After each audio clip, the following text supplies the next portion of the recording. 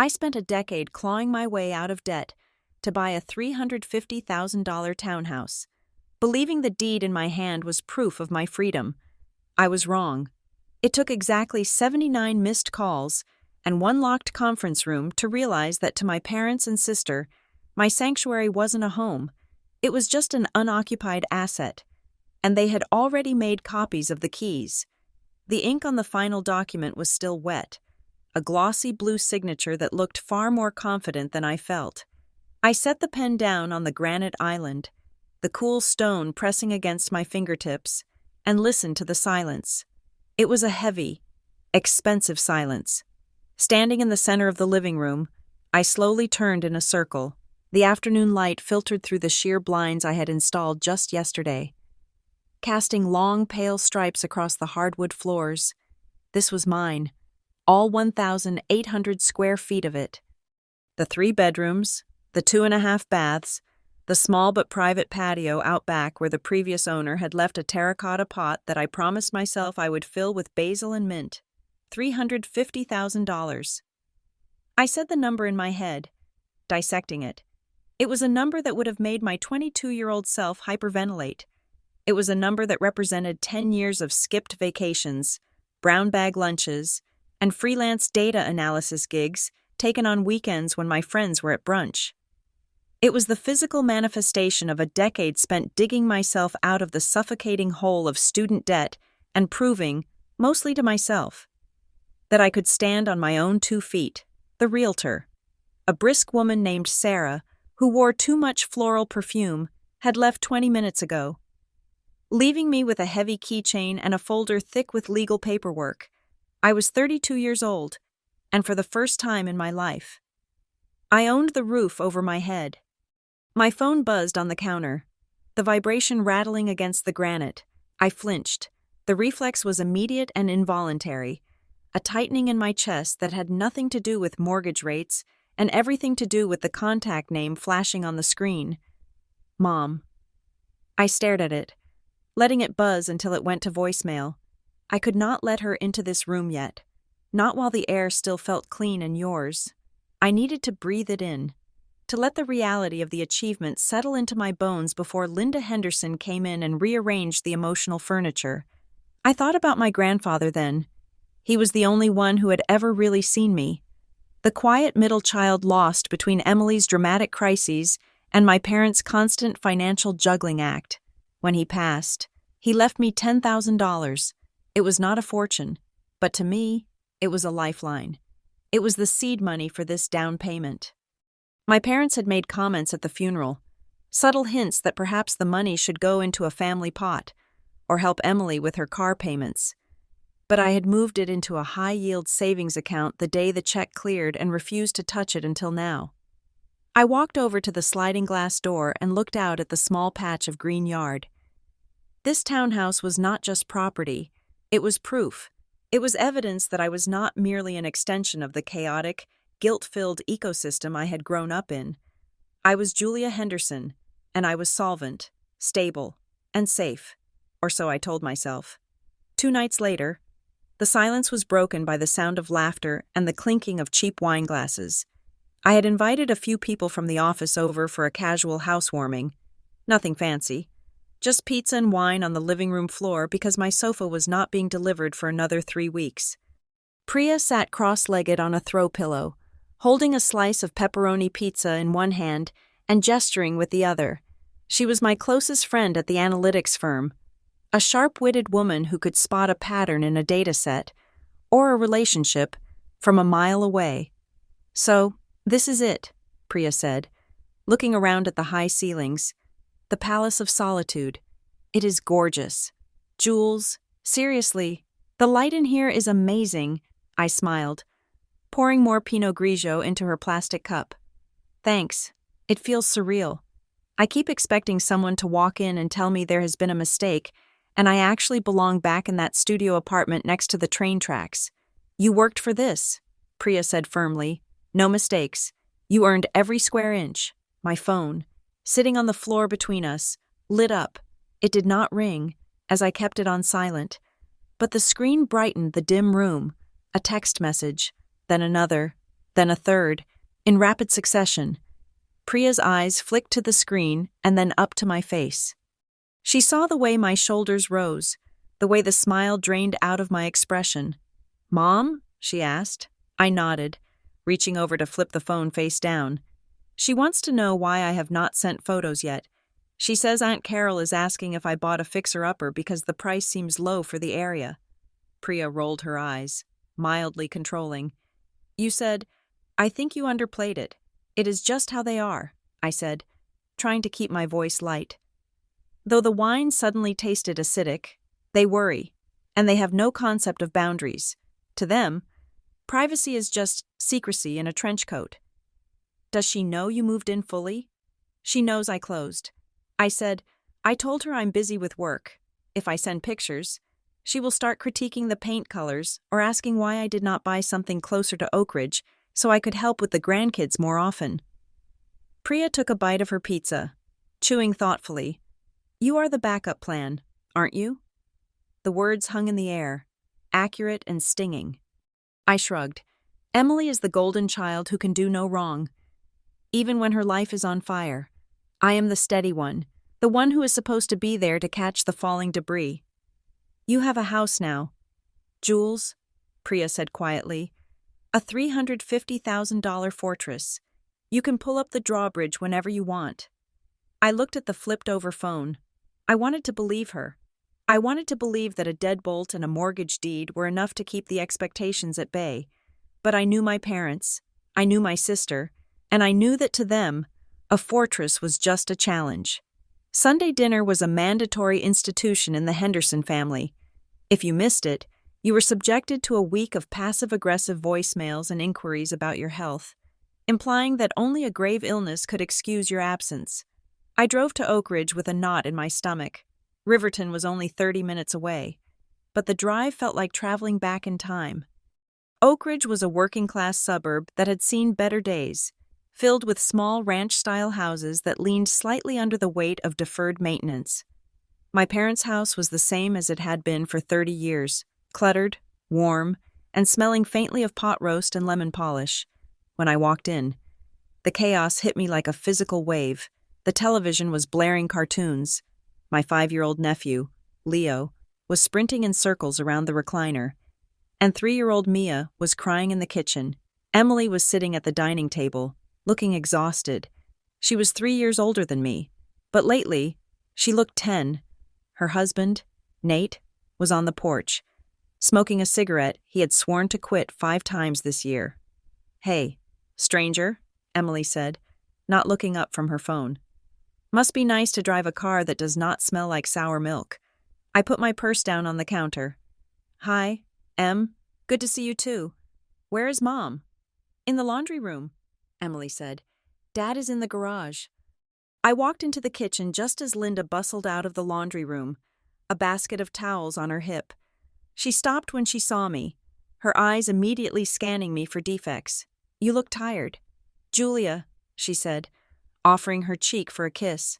"Are you eating enough? You look thin." "I am fine. Mom, I have just been busy with the move." "Oh, the move," she said, her tone shifting to something proprietary.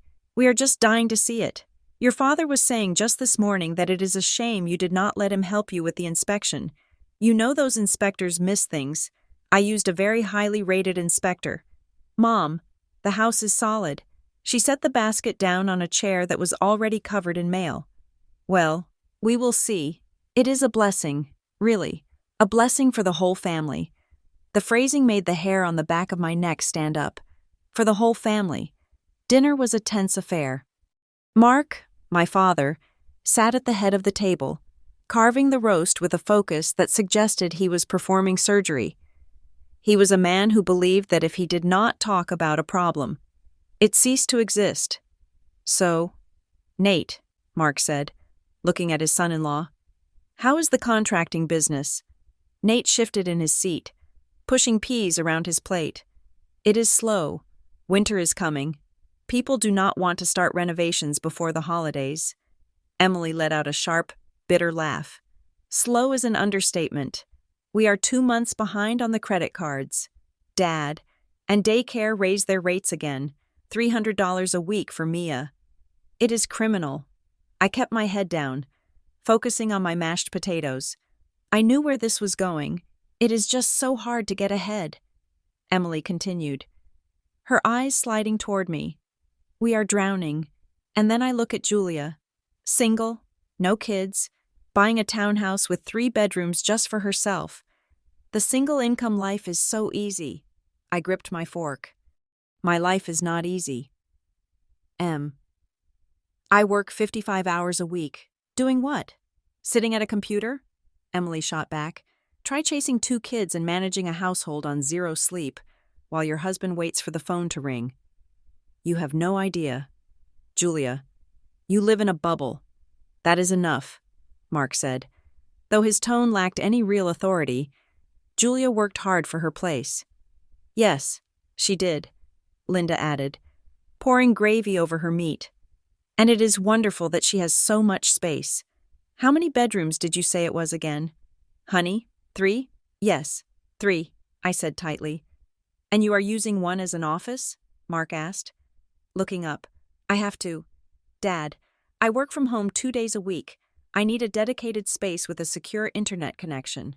It is a requirement for my job. Linda exchanged a look with Emily, a quick, loaded glance that spoke volumes.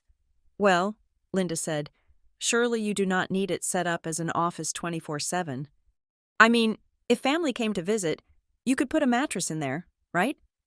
I put my fork down. Mom, it is my office. It has my monitors, my server access, my files. It is not a guest room, but you have a guest room, right? Emily asked, her voice sharpening. Or did you turn that into a yoga studio? I have a guest room, I admitted, but it is small. Mark cleared his throat. It is just good to know that the resources are there. Family needs to stick together. You have all that space. Julia, you should think about letting the kids stay there sometimes. Give Emily and Nate a break, maybe a weekend here and there. I looked around the table. 4 pairs of eyes were fixed on me. They did not see a 32-year-old woman who had just made the biggest financial commitment of her life. They saw a resource, a safety net. I worked very hard for my privacy. I said, trying to keep my voice steady, that house is my sanctuary. It is where I decompress. I am not set up to host children, and I really need my space to be my own right now. The silence that followed was deafening. Linda's face crumpled slightly, a practiced expression of wounded martyrdom. Well, she said softly, that is certainly your right. But I seem to remember a time when you needed help. Julia, when we paid for your tuition your sophomore year because you lost that scholarship? We did not talk about privacy then. We talked about family sacrifice. I felt the heat rise in my cheeks. Mom, that was 12 years ago, and I paid you back. Every single cent. It is not about the money, Linda said, waving a hand dismissively. It is about the attitude. We sacrificed so you could get that fancy degree. And now that you have made it, you want to lock the door and keep us out. I am not keeping you out, I said, frustration bubbling over.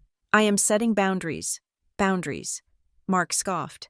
That is a word for people who do not want to be generous. I did not finish my potatoes. The drive back to Riverton was performed in silence, the radio off. I needed the quiet to counteract the noise in my head.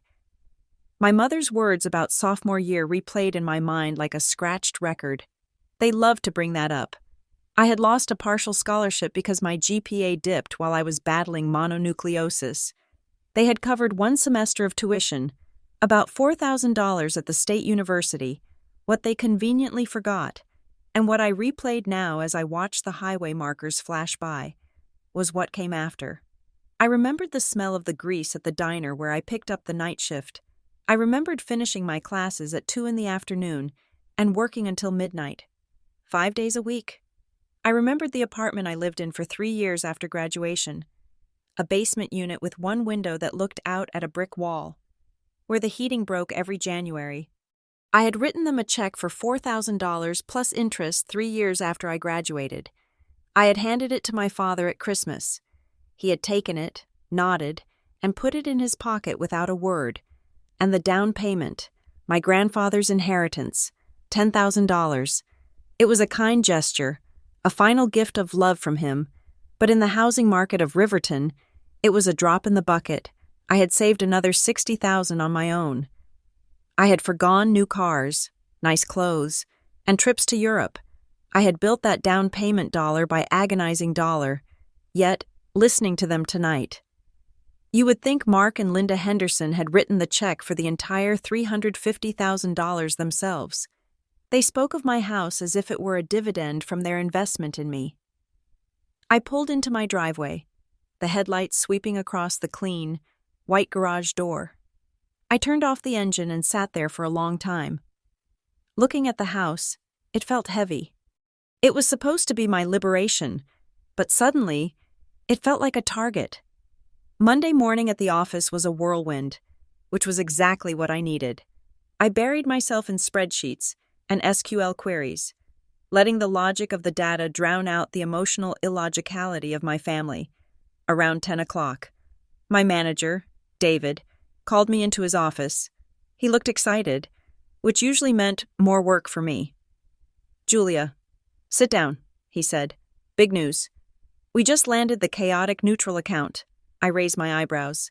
"The retail giant? That is huge." "It is," he said, "and it is going to be a heavy lift. We need to do a complete overhaul of their supply chain analytics before the Q4 projections. I am putting you as the lead on the data structuring." I felt a surge of professional pride. "I can handle that." "I know you can," David said. "But here's the catch. We are doing a kickoff retreat. Mandatory. The whole senior team is going up to Maple Ridge Lodge this weekend, Friday through Sunday. We need to war room this without distractions." My stomach dropped. A retreat. Away. "This weekend?" I asked. "Yes. Is that a problem?" "No," I said quickly. "No problem. Just sudden." I walked back to my desk, my mind racing. Maple Ridge Lodge was beautiful, a high-end resort about 2 hours north. But it meant being away from the house. It meant being unreachable. And worst of all, it meant telling my family I was unavailable. I stared at my phone. I knew what they would say. They would say I was choosing my career over them. They would say I was too busy to help Emily. But I had time to go to a luxury lodge. They would not hear mandatory work trip. They would hear vacation.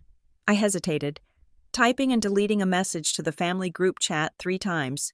Finally, I decided to rip the Band-Aid off. "Hey everyone, just a heads up. I have a mandatory work retreat this weekend. I will be up at Maple Ridge Lodge from Friday morning until Sunday night. Probably won't have much signal, so if I don't reply to texts, that is why." I hit send and set the phone down, waiting for the inevitable. It took less than 2 minutes. "Mom." "Oh, wow. Maple Ridge? That sounds fancy. Must be nice to get paid to go on vacation." "Julia, it's not a vacation. Mom, it's work intensive. We are building a new project model." "Mom, sure, honey, whatever you say. So, does that mean the house will be empty for a few days?" My heart rate spiked. I stared at the words, empty. "Mom, Emily was just saying she needs to clear out some space in their apartment because the landlord is doing an inspection or something. She has some boxes she needs to store. Since you won't be there, maybe she could drop them in your garage? It would really help her out." I closed my eyes and rubbed my temples. This was exactly what I had feared. Give them an inch, and they want a storage unit. I typed carefully. "Julia, I don't think that's a good idea right now. I'm not really set up for storage yet, and I don't want people coming in and out while I'm not there. The alarm is complicated." "Mom, oh, don't be silly. Emily can handle an alarm. It's just a few boxes." "Julia, why do you have to be so difficult?" I felt the pressure building behind my eyes. I did not want to say yes. I knew that a few boxes would turn into a garage full of junk that would never leave, but I also did not want to have a fight right before I left for a high-pressure work trip. I made a mistake. I chose avoidance. "Julia, I have to run to a meeting. We'll talk about it later." I put the phone on Do Not Disturb and went back to work. Telling myself that "we'll talk about it later" was a polite way of saying no. I did not realize that to a desperate person. Later sounds exactly like yes. That evening, I was unpacking a box of books in the living room when my phone rang. It was Emily. I braced myself for a confrontation. I expected her to be angry about the refusal to store boxes, or to be crying about the landlord inspection. "Hello?" I answered cautiously. "Hey, Jules." Her voice was bright, chirpy, even. It was the voice she used when she wanted something, but it was dialed up to an 11. "Hi, Em, everything okay?" "Everything is great," she said. "I just wanted to say, I was thinking about what you said at dinner, about your privacy and how hard you worked, and I just wanted to tell you that I am really proud of you." I paused, a book hovering in midair. "Really?" "Yeah, really," she said. "I know I get jealous sometimes. It is just hard, you know, seeing you succeed while we struggle. But you are my baby sister. And you bought a freaking house. That is amazing." I felt a thawing in my chest. I had wanted to hear those words for so long. "Thanks, Em, that means a lot. So, tell me about it," she said, her voice dropping into a conversational, intimate tone. We barely got to talk details. "Does it have a security system?" Mom mentioned an alarm. "Yeah," I said, relaxing slightly. "It came with the house. It is one of those monitored ones. Riverton Security. That is smart," she said, "especially living alone. Do you have cameras?" "Just a doorbell cam and one on the back patio. Nothing inside. I do not want to feel like I'm being watched in my own living room." "Totally." She laughed. "That would be creepy. And the layout? Is the garage connected to the kitchen?" "Yeah. There is a door right off the pantry. Why?" "Oh, just curious. Nate was asking about townhouses the other day. Just dreaming. You know, he was wondering if they are hard to heat." "It is not bad," I said. "It is well insulated." "That is good. That is really good." She paused, and I could hear the faint sound of the TV in the background. "So, about this trip," she said casually. "Friday to Sunday?" "Yes. I leave Friday morning at 7. And you will be totally unreachable?" "Pretty much." "No phones allowed in the sessions." "Wow. Hardcore. Well, you deserve a break, even if it is for work." "Thanks, Emily. We love you. Jules, you know that, right? Even when we are stress cases, we are family. I love you too. Em." I hung up the phone feeling a strange mix of relief and unease. It was nice to have a normal conversation with her. It was nice to hear her say she was proud. But as I looked around my silent living room, at the shadows stretching across the floor, I couldn't shake the feeling that I had just been interviewed. She had asked about the alarm, the cameras, the garage access, the timing of my trip. I told myself I was being paranoid. I told myself that my family was messy and entitled. But they were not malicious. They were just stressed. I walked over to the front door and checked the lock. It was a sturdy deadbolt. I had the only keys. Well, me and the spare I had hidden in my kitchen drawer. I went to bed that night thinking about the retreat, about the data project, about the future. I fell asleep telling myself that I was safe, that my boundaries were holding, and that, we'll talk about it later, was a sufficient shield against the chaos of the Henderson family. I did not know that across town, in a cramped apartment filled with unpaid bills. "We'll talk about it later," was being interpreted as a green light, and I certainly did not remember the key ring I had given my father 5 years ago, labeled Julia, old apartment, that was currently sitting in a junk drawer in Oak Ridge, waiting to be rediscovered. 3 weeks later, the air in Riverton had turned crisp, carrying the metallic scent of impending snow. I had been meaning to drop off a casserole dish my mother had left in my car after she insisted on inspecting my trunk for emergency supplies. But work had been a relentless grind of data sets and client demands. It was a Tuesday evening, just past 6, when I pulled up to the curb in front of my parents' house in Oak Ridge. I had not called ahead. In the Henderson family ecosystem, unannounced visits were rare. We operated on a schedule of forced pleasantries and orchestrated gatherings, mostly to allow time for everyone to construct their facades. As I walked up the cracked concrete path, clutching the glass dish against my chest. I heard them before I reached the front door. The house was not large, and the walls were thin, a fact I had lamented throughout my teenage years. Tonight, those thin walls were vibrating. "I told you to call him!" Emily's voice was a shriek, ragged and terrifyingly loud. "You said you would handle the payment plan." "Nate, you said you talked to him." I froze, my hand hovering inches from the brass doorknob. I tried. This was Nate, his voice lower but thick with panic. "I called 3 times. He is not taking partials anymore. He said we are done. He said 4 months is too much." 4 months? I felt a cold stone drop into my stomach. 4 months of rent. That was thousands of dollars. "So what are we supposed to do?" Emily screamed, and I heard the sickening crash of something breaking. A plate, maybe a glass, against the floor. "Do we live in the van? Do I tell the kids that Daddy forgot to pay the rent again so we are sleeping in the parking lot?" "Don't put this all on me," Nate shouted back. "You are the one who maxed out the visa on that stupid trip to the coast." I stood there, paralyzed. I should have turned around. I should have walked back to my car, driven home to my quiet, empty townhouse, and pretended I had never been here. But the paralysis held me just long enough for the door to be yanked open from the inside. Mark stood there, his face flushed a deep, unhealthy red. He blinked at me, startled, as if I were an apparition. "Julia," he said. Behind him, the living room was a freeze frame of disaster. Emily was standing by the television, her face wet with tears, her hands clenched into fists. Nate was sitting on the old love seat, his head in his hands. There were shattered ceramic shards on the carpet near the hallway. The silence that descended was instant and suffocating. It was the silence of a play where the actors have forgotten their lines because the audience walked onto the stage. "Hi, Dad," I said, my voice sounding absurdly normal. I brought the casserole dish back." Emily wiped her face aggressively with the sleeve of her oversized sweater. She sniffed, a wet, ugly sound, and looked at me with eyes that were red-rimmed and suddenly guarded.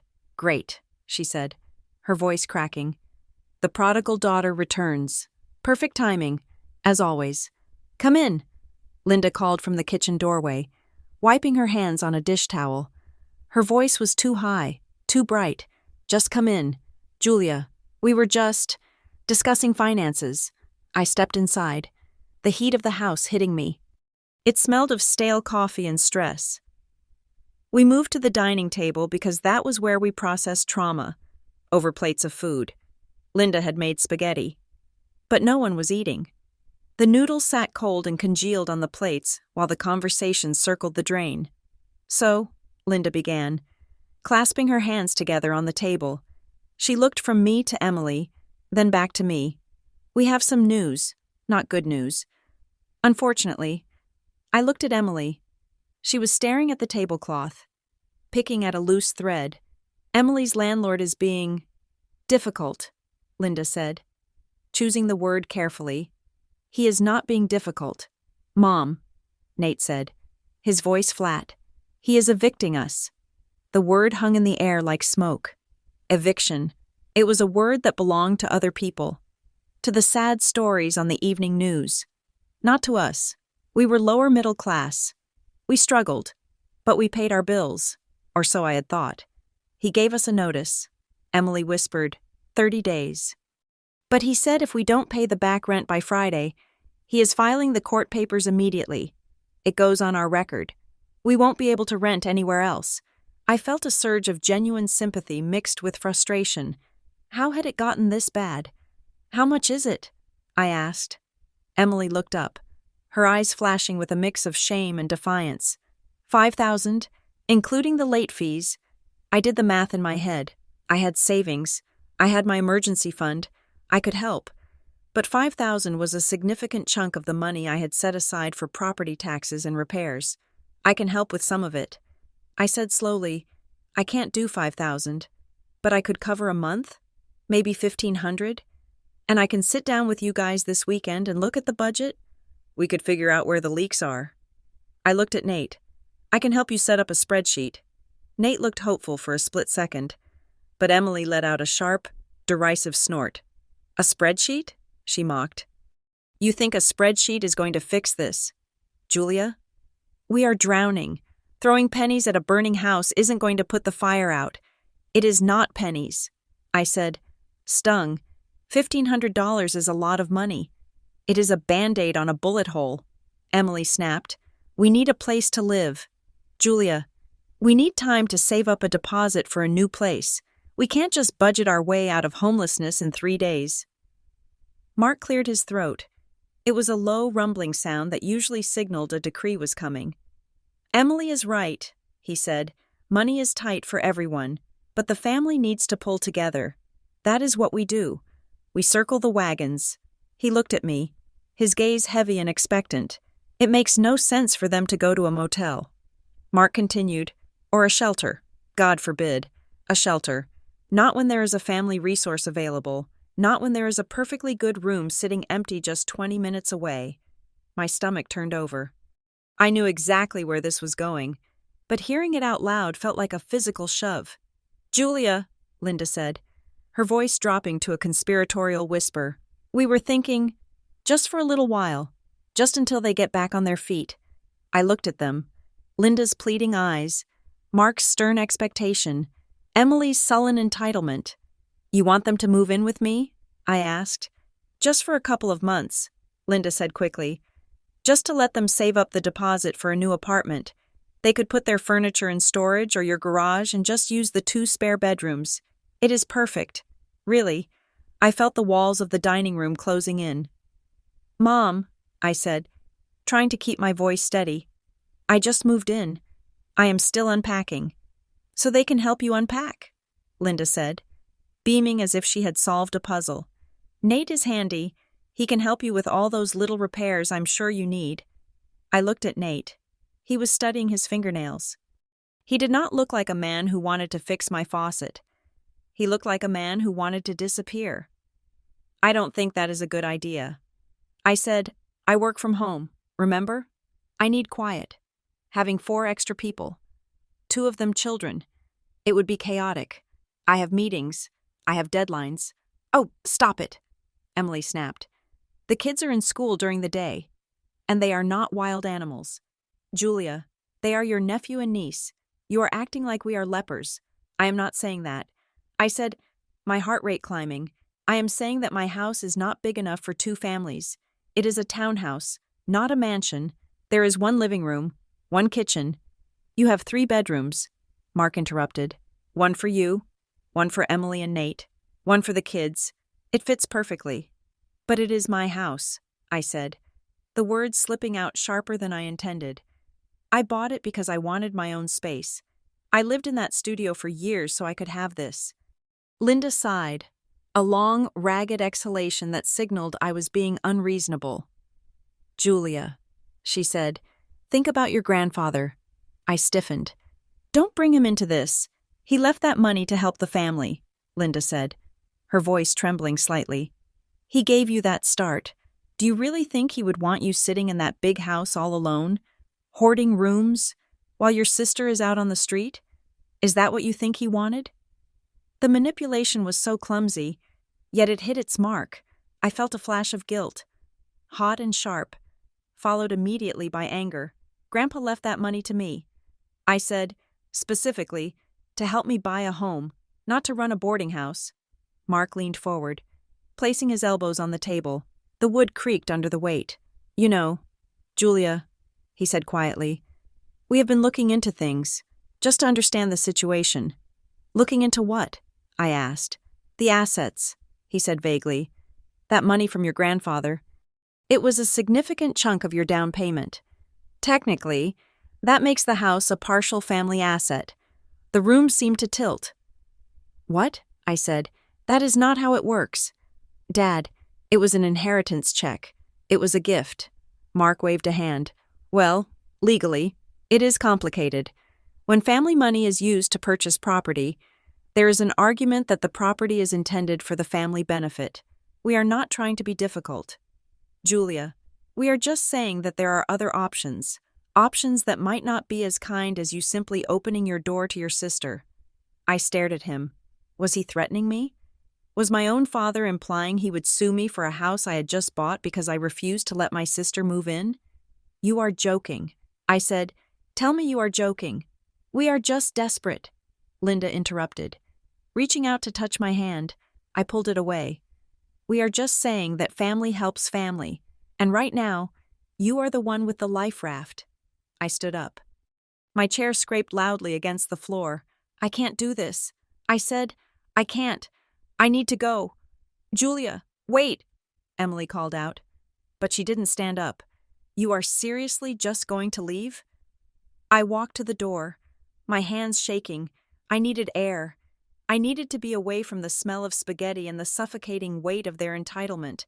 "I will call you," I said, not turning back. I drove home in a daze, my knuckles white on the steering wheel. The drive took 20 minutes, but I didn't remember any of it.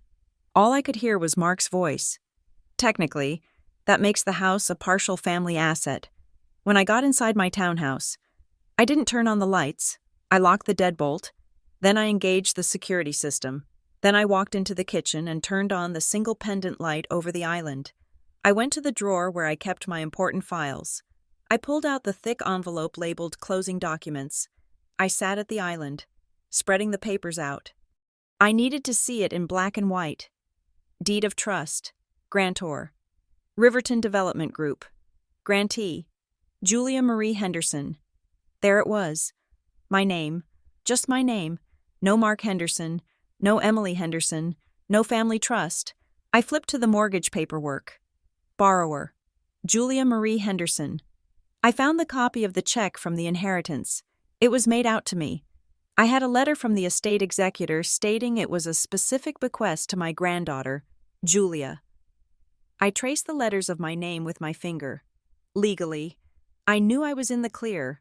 I knew Mark was bluffing, or at least operating on some warped layperson's understanding of the law that he had picked up from a dusty corner of the internet. But the itch was there, a prickling sensation at the back of my neck. Options that might not be as kind. They had discussed this. They had sat around that dining table. Before I arrived, and strategized. They had looked for loopholes. They had decided that my home was the solution to their problem, and they were willing to use leverage to get it.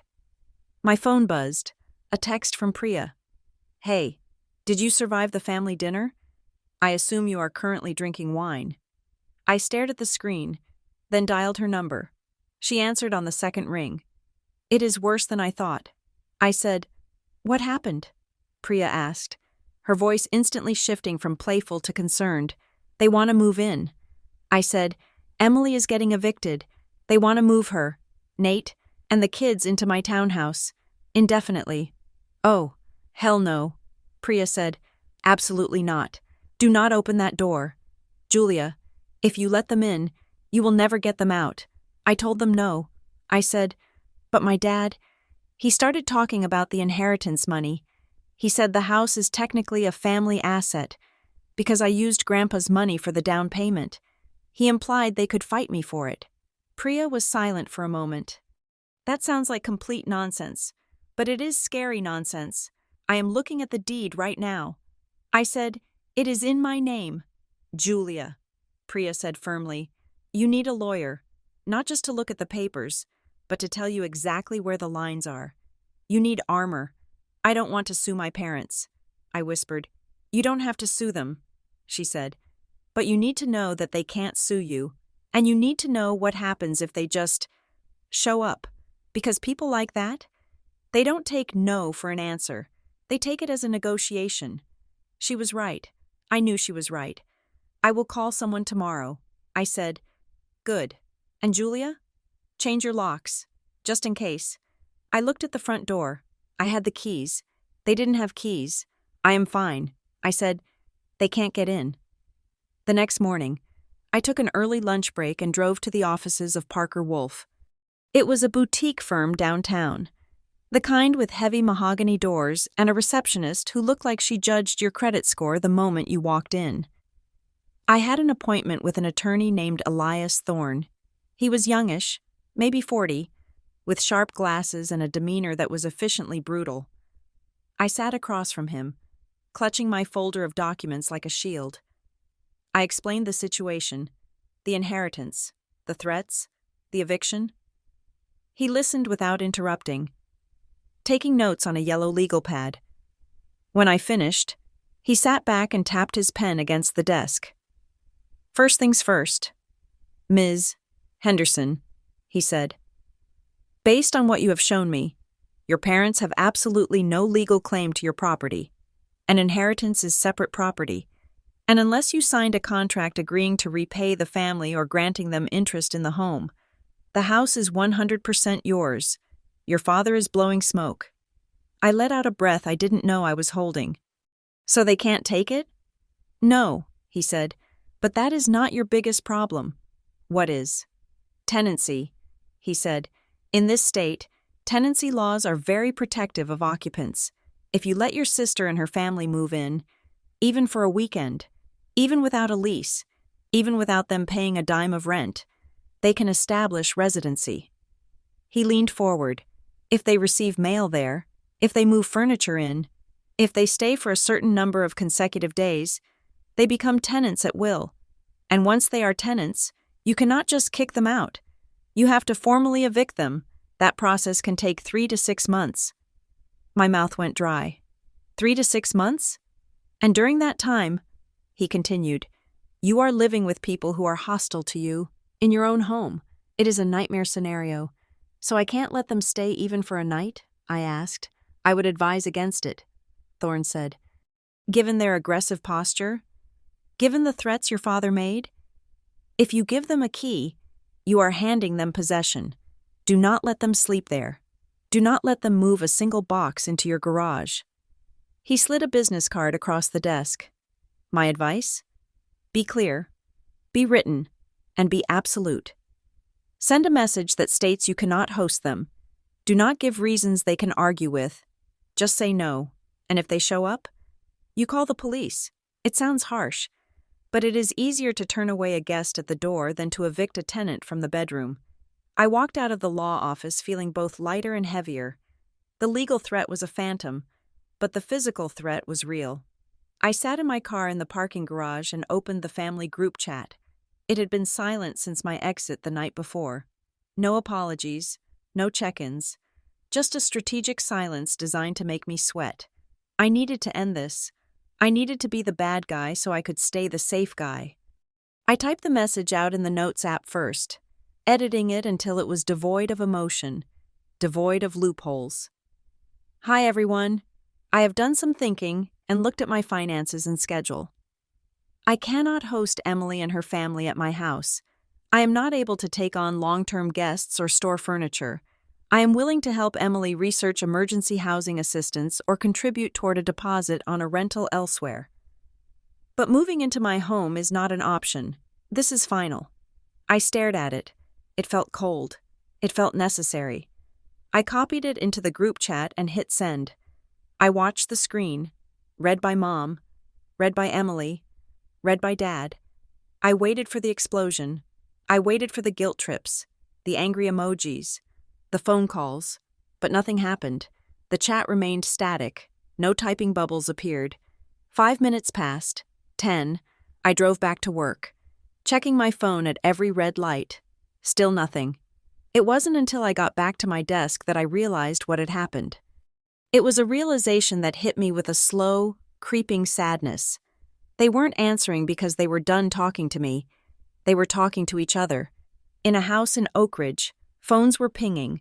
A new group chat had been created. Family minus Julia. The real family. I could imagine the messages. She is selfish. She thinks she is better than us. We have to do this the hard way.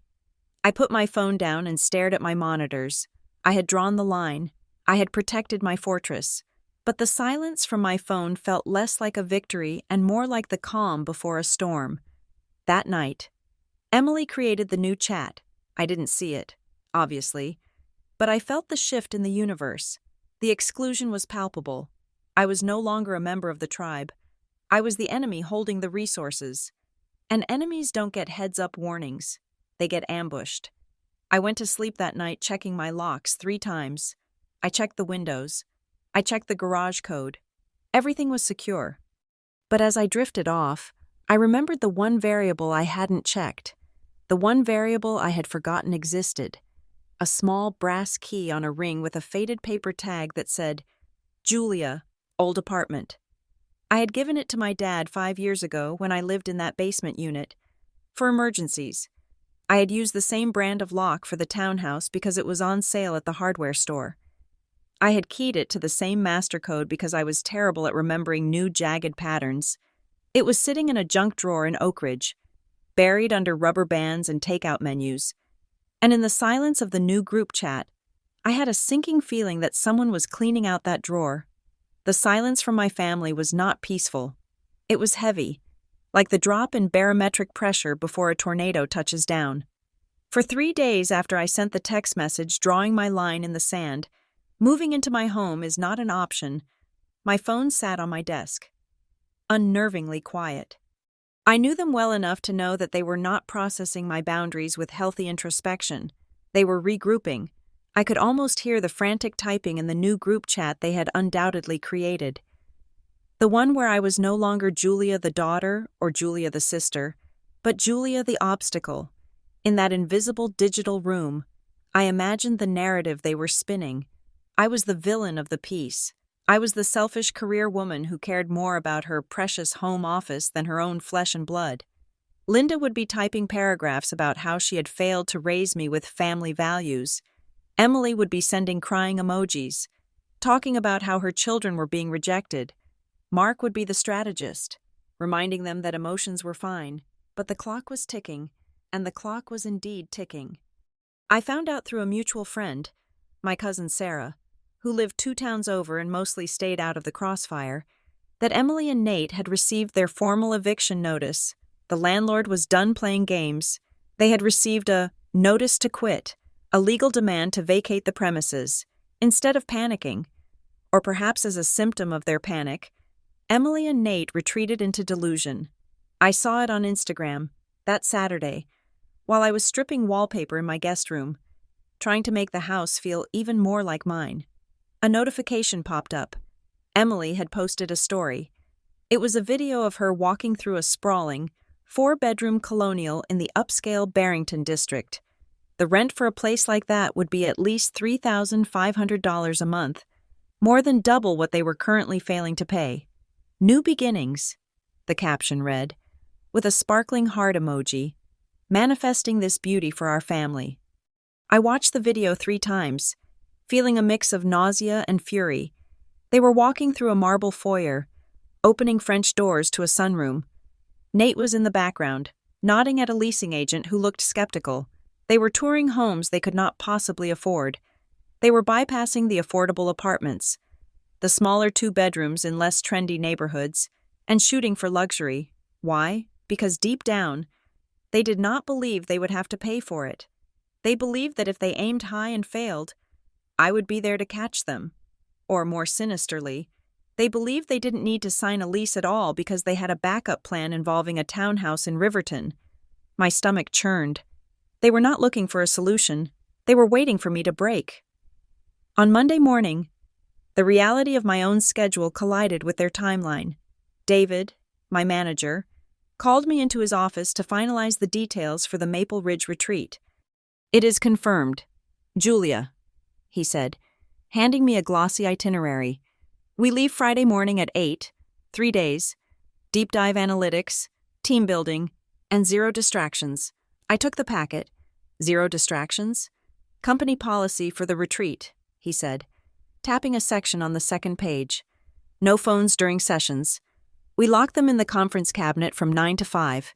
We want everyone present, if there is a true emergency.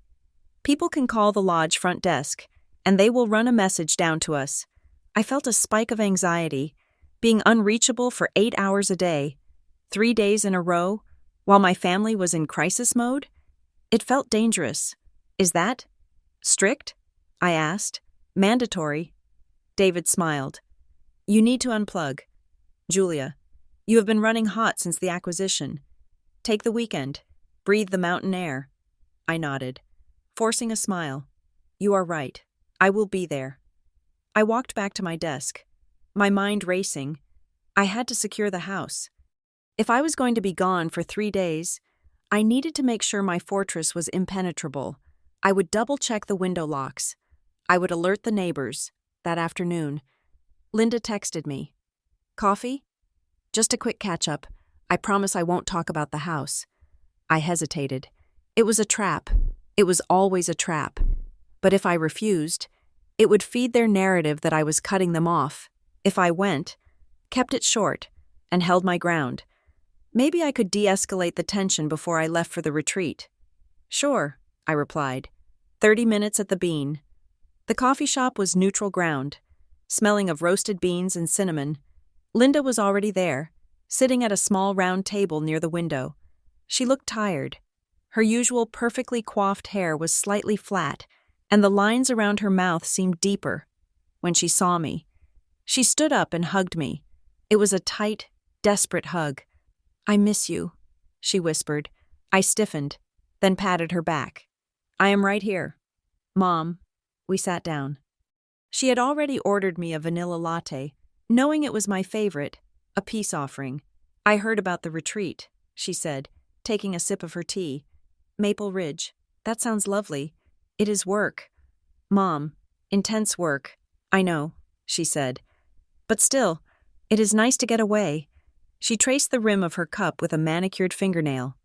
Listen, Julia, she said, her voice casual, too casual. Since you are going to be away for 3 days, and since the weather has been so unpredictable lately, your father and I were thinking, here it comes. You should probably leave a spare key with us, she said, just in case. I stared at her. In case of what? Oh, you know. She waved a hand vaguely. Emergencies. What if a pipe bursts? What if the alarm goes off and the police need someone to let them in? It is just irresponsible to leave a house empty without someone local holding a key. Her logic was sound on the surface, which made it all the more insidious. In a normal family, leaving a key with your parents was standard procedure. In my family, it was inviting a vampire across the threshold. I have a security system. Mom, I said, it monitors for fire, flood, and break-ins. If something happens, the company calls the police or the fire department, but they can't get in without breaking the door down. Linda countered. Do you want the fire department taking an axe to your beautiful new front door? I took a slow sip of my latte. I don't have a spare key to give you. I lied. Linda blinked. What do you mean? You must have a spare. I only have 2 keys, I said, keeping my voice steady. One is on my keyring, the other is with Priya. I used Priya as a shield. Linda was intimidated by Priya. Priya? Linda scoffed. Why does she have a key? Because she lives 5 minutes away, I said, and she is feeding my plants while I'm gone. You don't have plants. Julia, I bought some. I improvised. Basil. In the kitchen. Linda narrowed her eyes. She knew I was lying, or at least withholding, but she also knew she couldn't demand the key without revealing her true intentions. Well, she said, her voice cooling. I think that is a mistake. Family should watch out for family. But if you trust a coworker more than your own mother, that is your choice. It is not about trust. Mom, I said, it is about logistics. I left the coffee shop 10 minutes later, feeling like I had dodged a bullet. I congratulated myself on my quick thinking. I told myself that without a key, they were powerless. I was wrong. I had forgotten about the drawer. In the hallway console of my parents' house, there was a drawer that acted as a graveyard for the past 20 years of our lives. It held dead batteries, expired coupons, screwdrivers, and keys to cars we no longer owned. And, unbeknownst to me, buried under a stack of takeout menus, was a small silver key on a plastic coil keychain. I had labeled it myself, 5 years ago, in black Sharpie. Julia, old apartment. I had given it to my father when I moved into that basement apartment, the one with the brick wall view. I had been single and living alone for the first time, and he had insisted on having a copy for safety, when I bought the townhouse. I had been hemorrhaging money, the closing costs, the movers, the furniture. I was looking to save every penny I could. The developer had put cheap, standard grade locks on the doors, the kind you could pick with a hairpin. I still had the heavy-duty, expensive deadbolt I had installed on my apartment door. I had paid $200 for it. It was a high-security cylinder, virtually pick-proof. When I moved out of the apartment, I had unscrewed it and taken it with me, replacing the landlord's cheap lock. I installed that same high-security deadbolt on my new townhouse front door the day I moved in. It made sense. It was a great lock. It saved me $200, and it meant that the key sitting in my parents' junk drawer, the key I had forgotten existed, was not an artifact. It was a master pass. While I was at work that Wednesday, oblivious and buried in spreadsheets, Mark was at home, cleaning. He was looking for a roll of tape when he upended the junk drawer onto the kitchen counter. I can picture it vividly.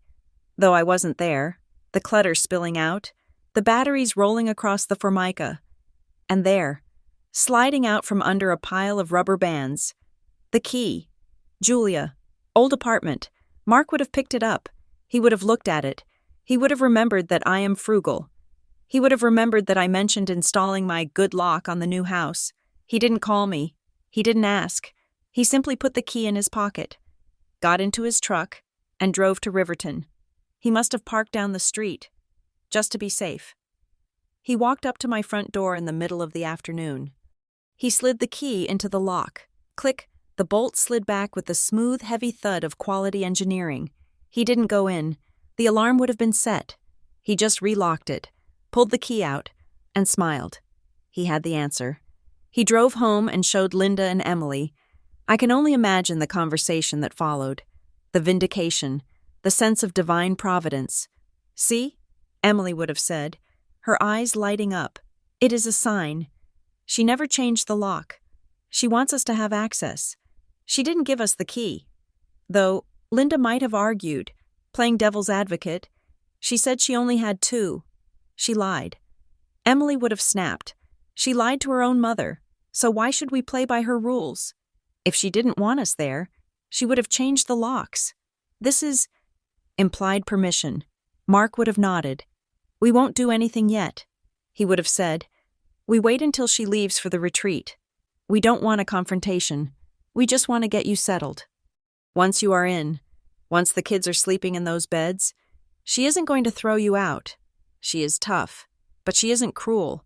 They convinced themselves that their invasion was actually a rescue mission. They were rescuing the house from emptiness. They were rescuing me from my own selfishness, oblivious to the sword hanging over my head. I decided to add one more layer of protection, not physical, but legal, on Thursday, the day before the retreat. I went back to Parker Wolf. I had spent the last few nights researching asset protection, fueled by my father's comment about the house being a family asset. I met with Elias Thorne again. He looked surprised to see me so soon. "I want to create a trust," I said, sitting down before I even took off my coat. "A revocable living trust?" he asked. "Yes. I want the townhouse out of my name. I want it owned by a trust. I want to be the trustee and the beneficiary." Thorne nodded slowly. "That is a smart move. It complicates things for anyone trying to make a claim. It shows clear, deliberate intent of ownership structure. It separates the property from you as an individual.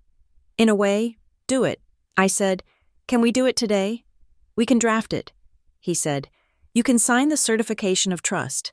We will have to record the deed transfer with the county, which takes time to process.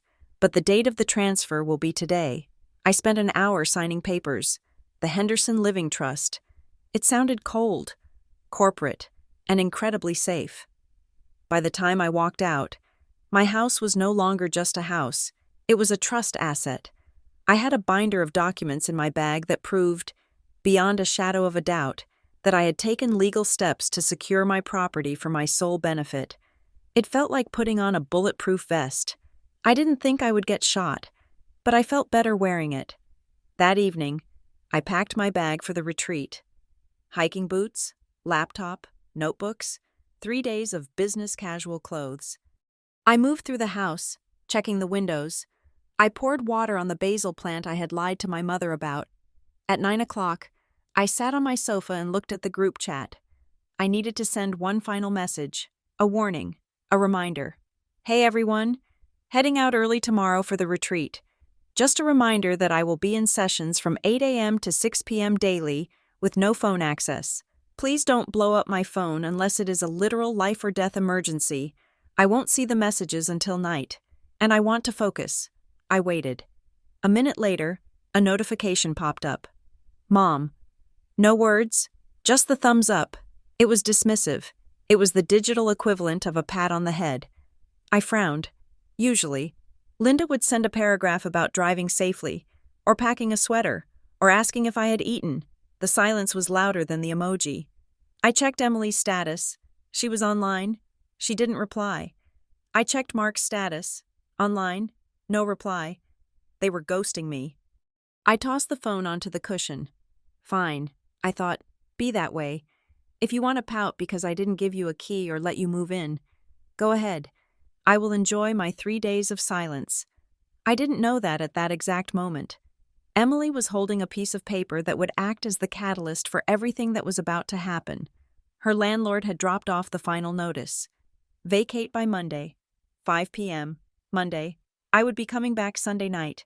The timing was catastrophic. Or, if you viewed it through the twisted lens of the Henderson family desperation, it was perfect. I can picture the scene in my parents' kitchen. Emily crying, waving the paper. We have to be out by Monday, she would be wailing. We can't move on a Monday.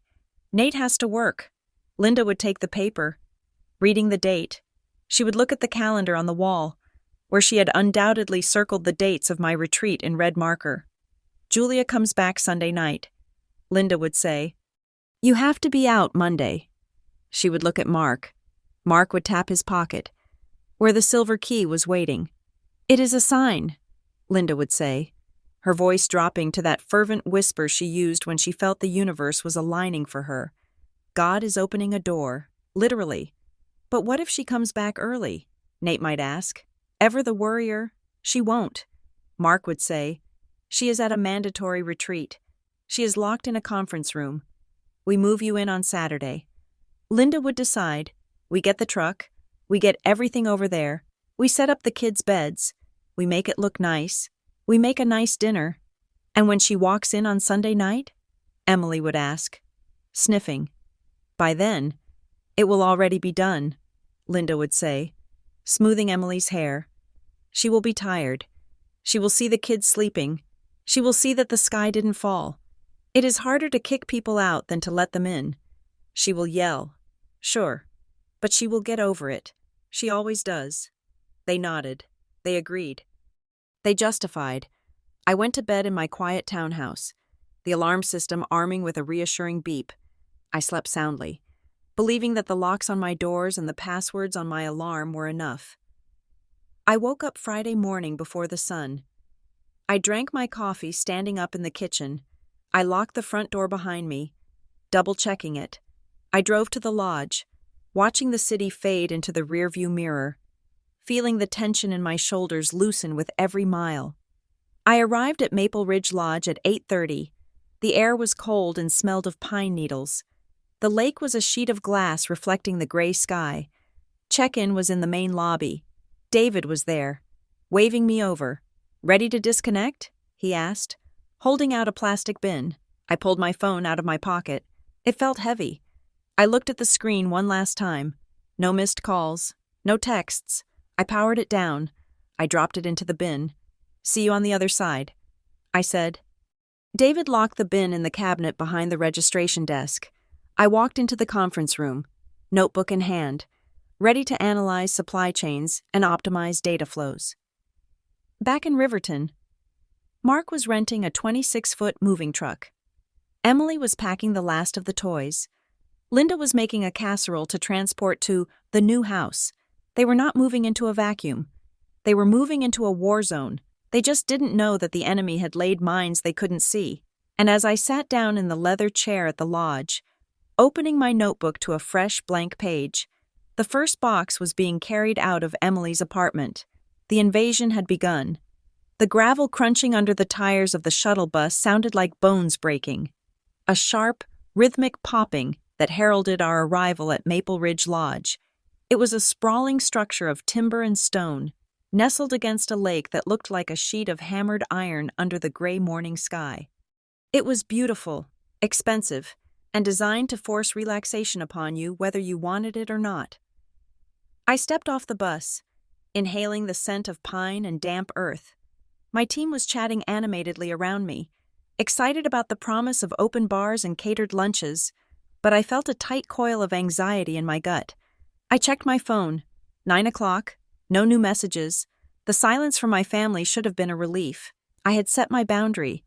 I had told them I was unavailable. Their lack of response was, I told myself, a sullen acceptance of the New World Order. We filed into the main conference room, a cavernous space with floor-to-ceiling windows overlooking the water. At the back of the room stood the cabinet, a heavy oak piece with individual locking cubbies, like a high-end kindergarten. Phones off. Everyone, David announced, clapping his hands together. We are going dark. Total immersion. If the building catches fire, the front desk will let us know. Otherwise, the world can survive without us for 8 hours. I hesitated. My thumb hovered over the power button. I thought about the thumbs up emoji from my mother. I thought about the silence in the group chat. It is only a few hours, I whispered to myself. I swiped the power off. The screen went black. I placed the phone into cubby number 14, the metal cool against my palm, and turned the small key. I dropped the key into my pocket.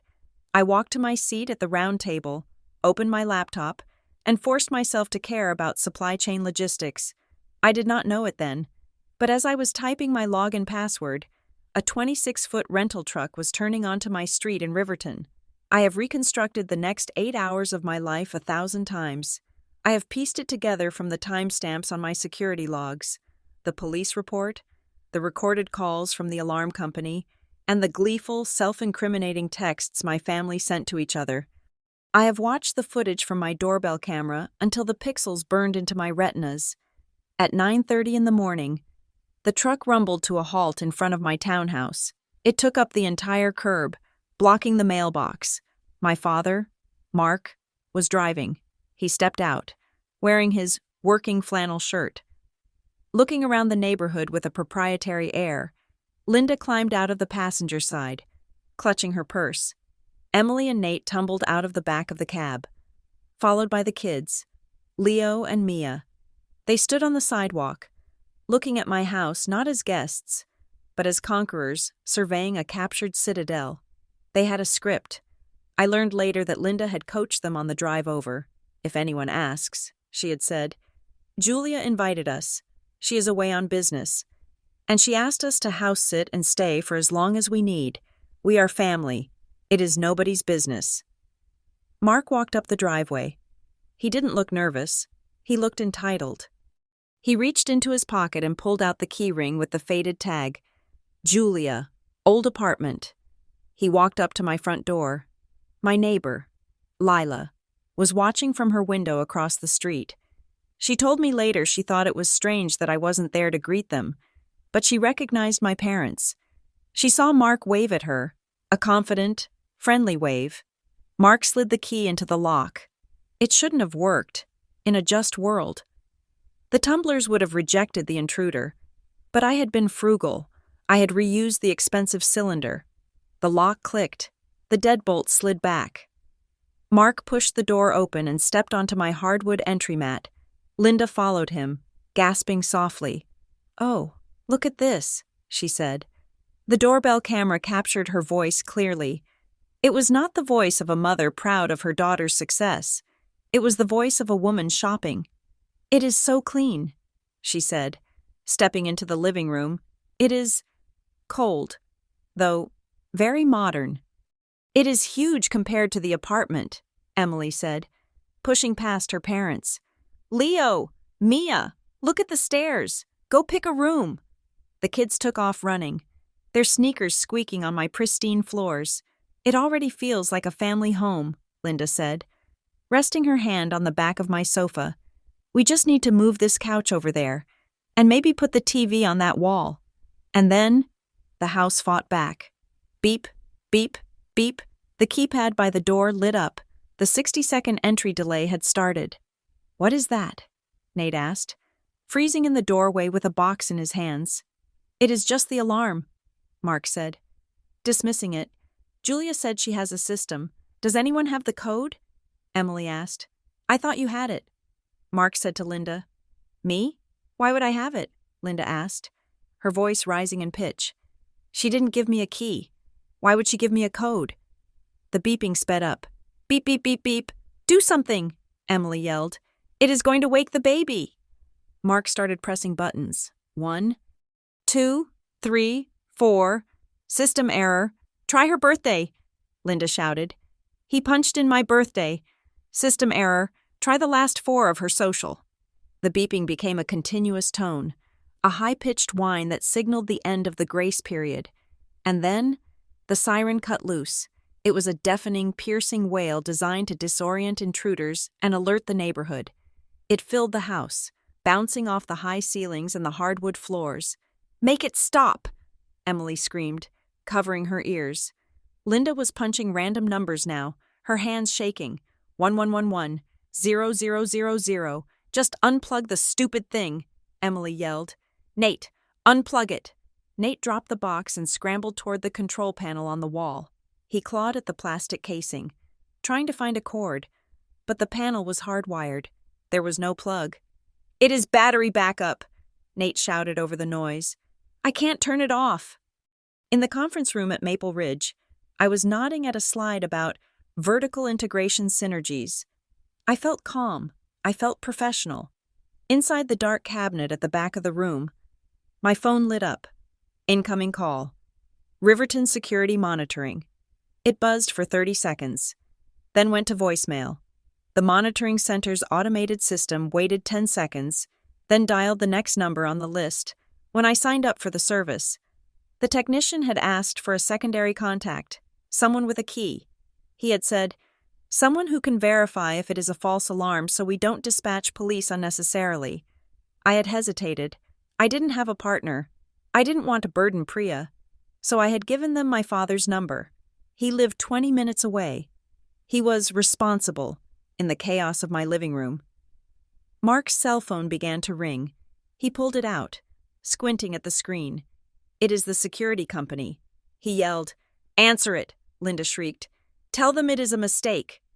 Mark slid his thumb across the screen and held the phone to his ear, plugging the other ear with a finger to block out the siren. Hello? He shouted. This is Riverton Security, the operator said. We are showing an intrusion alarm at 422 Maplewood Drive. Identification code. Please, we are supposed to be here, Mark yelled. I am her father, Mark Henderson. Mr. Henderson, the operator said, her voice calm and professional. I need the verbal password to cancel the dispatch. Password? Mark looked at Linda. What is the password? I don't know, Linda wailed. Maybe it is sunshine or pickles. We don't know the password, Mark shouted into the phone. But listen, it is fine. We are family. My daughter is away at a retreat. She told us we could come over, sir, without the password. I cannot cancel the alarm, the operator said. I am required to dispatch the police.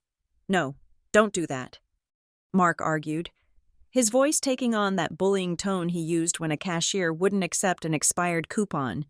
You are not listening to me. She texted us.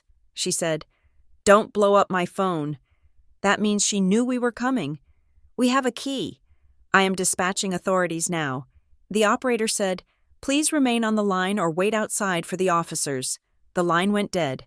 Mark lowered the phone, his face pale. They are sending the cops, he said. Emily threw her hands up. Great, just great. Julia is going to pay for this. She set us up. She knew this would happen. Outside, the siren continued to scream, broadcasting their trespass to the entire zip code. 10 minutes later, a Riverton police cruiser rolled up to the curb, parking behind the rental truck. The siren on the house finally timed out and cut off. leaving a ringing silence in its wake. Officer Miller was a young guy, maybe 25, with a look of perpetual exhaustion. I read his report later. Dispatched to possible burglary in progress. Subject claimed to be family. He walked up the driveway, his hand resting near his holster. Mark and Linda were waiting on the porch, trying to look like respectable homeowners. Emily was standing behind them, holding Mia on her hip, using the child as a human shield of innocence. "Officer, thank God," Linda said, stepping forward. "It is all a misunderstanding, a terrible misunderstanding.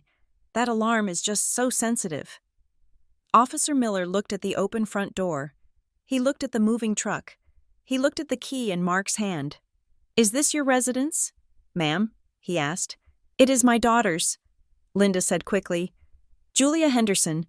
She is away on a business trip.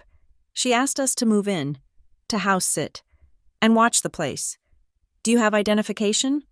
They all produced their licenses. Miller checked them. The last names matched. Henderson. "And you say you have permission to be here?" "Absolutely," Emily chimed in, stepping forward. "I am her sister. Look, we have the key." She pointed to the silver key in Mark's hand.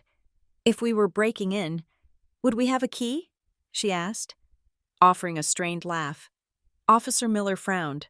The logic was sound, but the situation felt off. "Do you know the alarm code?" he asked.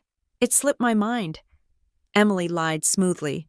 "Julia told me last week, but with the kids and the move, it just went right out of my head. You know how it is. Mom brain." She bounced Mia on her hip. Mia smiled at the officer and waved. Officer Miller softened slightly. He saw a grandfather in a flannel shirt, a grandmother in a cardigan, and a young mother with 2 cute kids. He did not see a burglary crew. He saw a domestic mess. "I need to verify this with the homeowner." Miller said, "Do you have her number?" "Of course," Mark said. "Miller called my number. In the cabinet at the lodge." My phone lit up again. Unknown caller. It rang 4 times. Then voicemail. "Hi, you have reached Julia. I am away from my phone right now." Miller hung up. "She is not answering. She is at a retreat," Linda said eagerly. "Maple Ridge Lodge. She said they take their phones away. She told us. Don't call me unless it is an emergency," which this sort of is. "But we don't want to bother her if we don't have to." Miller looked at the moving truck again. Boxes were already stacked on the lawn. The law is a tricky thing, if I had been a stranger. He would have arrested them. If they had broken a window, he would have arrested them. But they had a key. They had the same last name. They had a believable story. To a police officer, this looked like a civil dispute, a miscommunication between family members. And police officers are trained to avoid civil disputes like the plague. "Okay," Miller said, sighing. "Here's the deal. I can't verify permission, but I also don't have evidence of a break-in. You have a key, and there is no sign of forced entry." "Thank you, officer," Mark said, straightening his shoulders. However, Miller warned, if the alarm goes off again, or if the homeowner calls and says you aren't supposed to be here, "I will be back, and it won't be a friendly visit. We understand," Linda said. "We will keep the alarm off. Do not change the locks." Miller added, "And keep the noise down. The neighbors are watching." He gestured toward Lila's house across the street. Lila was standing on her porch, arms crossed, glaring. "We will be quiet as mice," Emily promised. Miller got back in his car and drove away. As soon as the cruiser turned the corner, the atmosphere on my porch shifted from panic to triumph. Emily turned to Nate, her face flushed with adrenaline. "See?" she said. "I told you. They can't do anything. We are family." She clapped her hands. "All right, let's go. Unload the truck. I want the bed set up before dark." Nate looked hesitant. Maybe we should wait?" the cop said. The cop left. "Nate!" Emily snapped. "Move the boxes. Now." They went to work. They brought in the boxes of clothes. They brought in the stained mattress from Emily's old apartment. They dragged a scratched coffee table across my hardwood floors. leaving a long, pale gouge in the finish. Linda took charge of the guest room. My guest room. The one I had painted a soft sage green. She stripped my high thread count sheets off the bed and threw them into a corner. She opened a box labeled Emily, linens, and pulled out a set of pilling. Faded pink sheets. She remade the bed. She put a framed photo of Emily's wedding on my nightstand. She opened my closet and pushed my winter coats to one side. Jamming Emily's clothes into the space, it was an act of colonization. With every object they placed, they were erasing me and writing themselves over the top. In the kitchen, Mark opened my refrigerator. He took out my meal-prepped containers of quinoa and grilled chicken and stacked them on the counter to rot. He filled the shelves with gallons of whole milk, packages of bologna, and cheap beer. By 5 o'clock, my house was unrecognizable.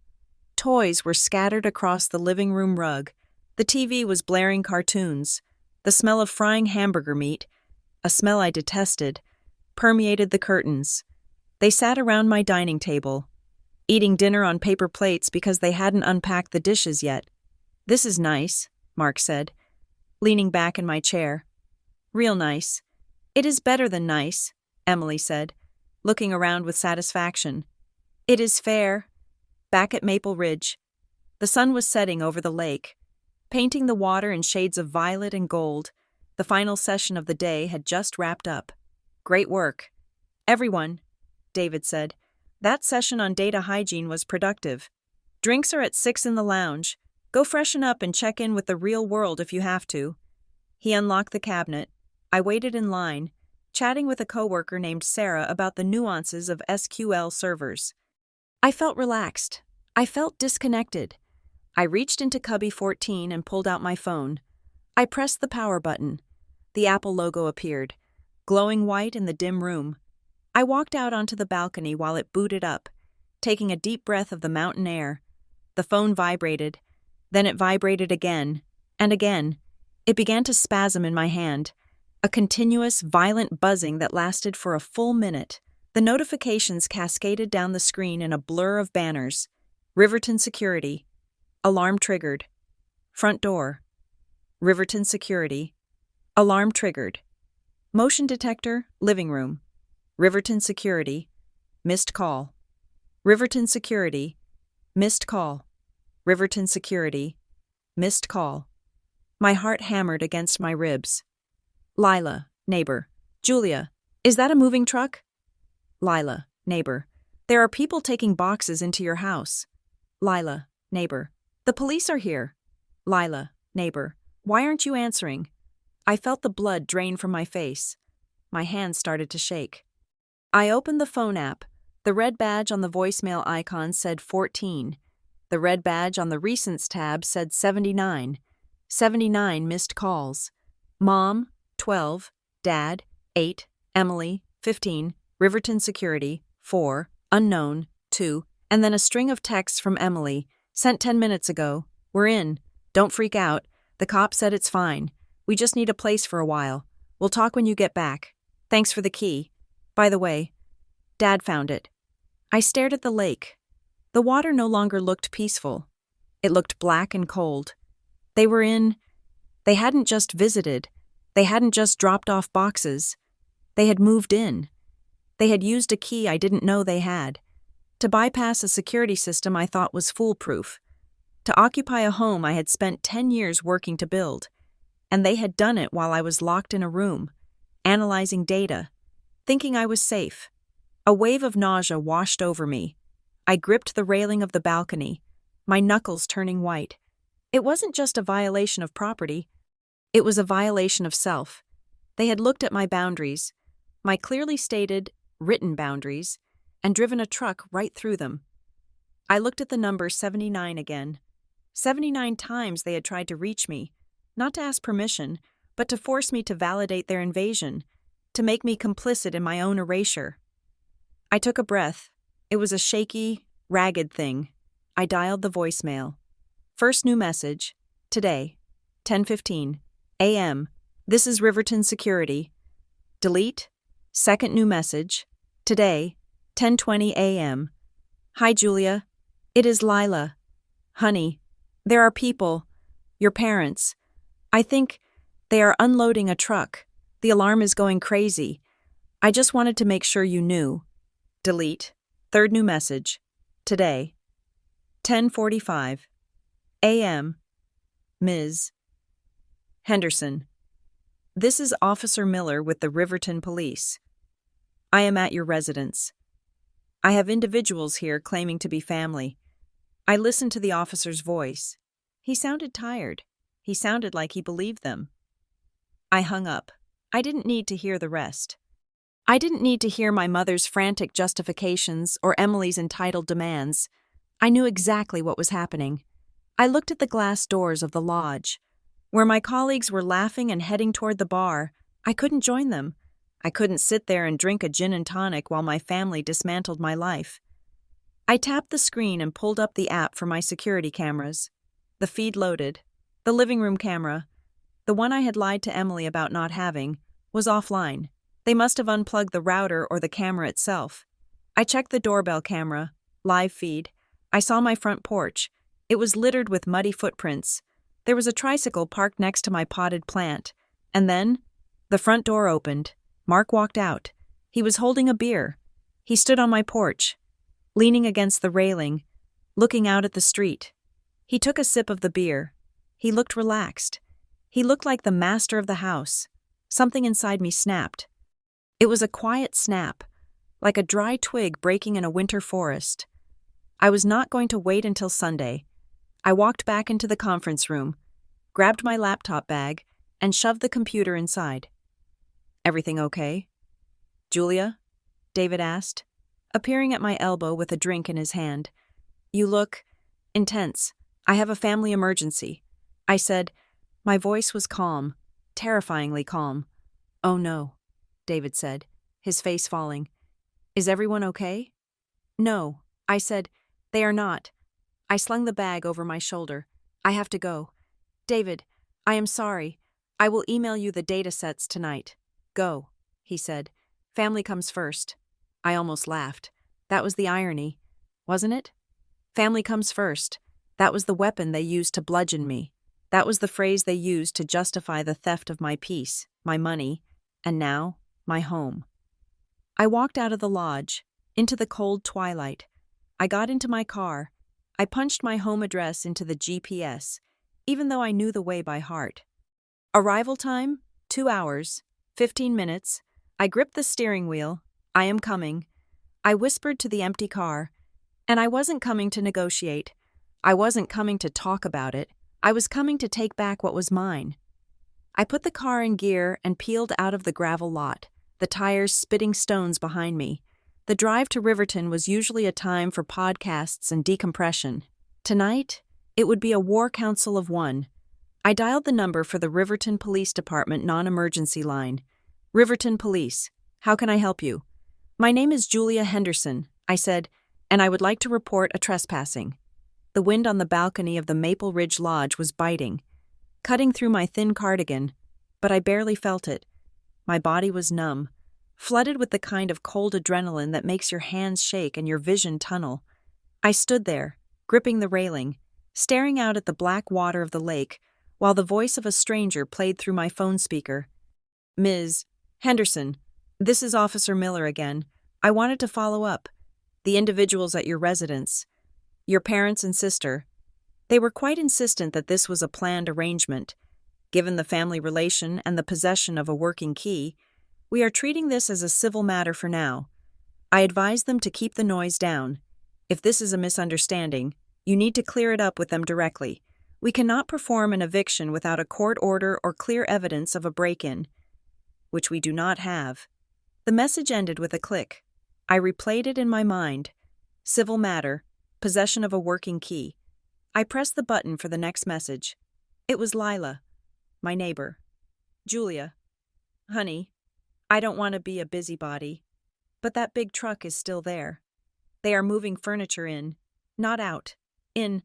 I saw them carry a mattress into your guest room, and I saw your mother taking down those sheer curtains you like so much.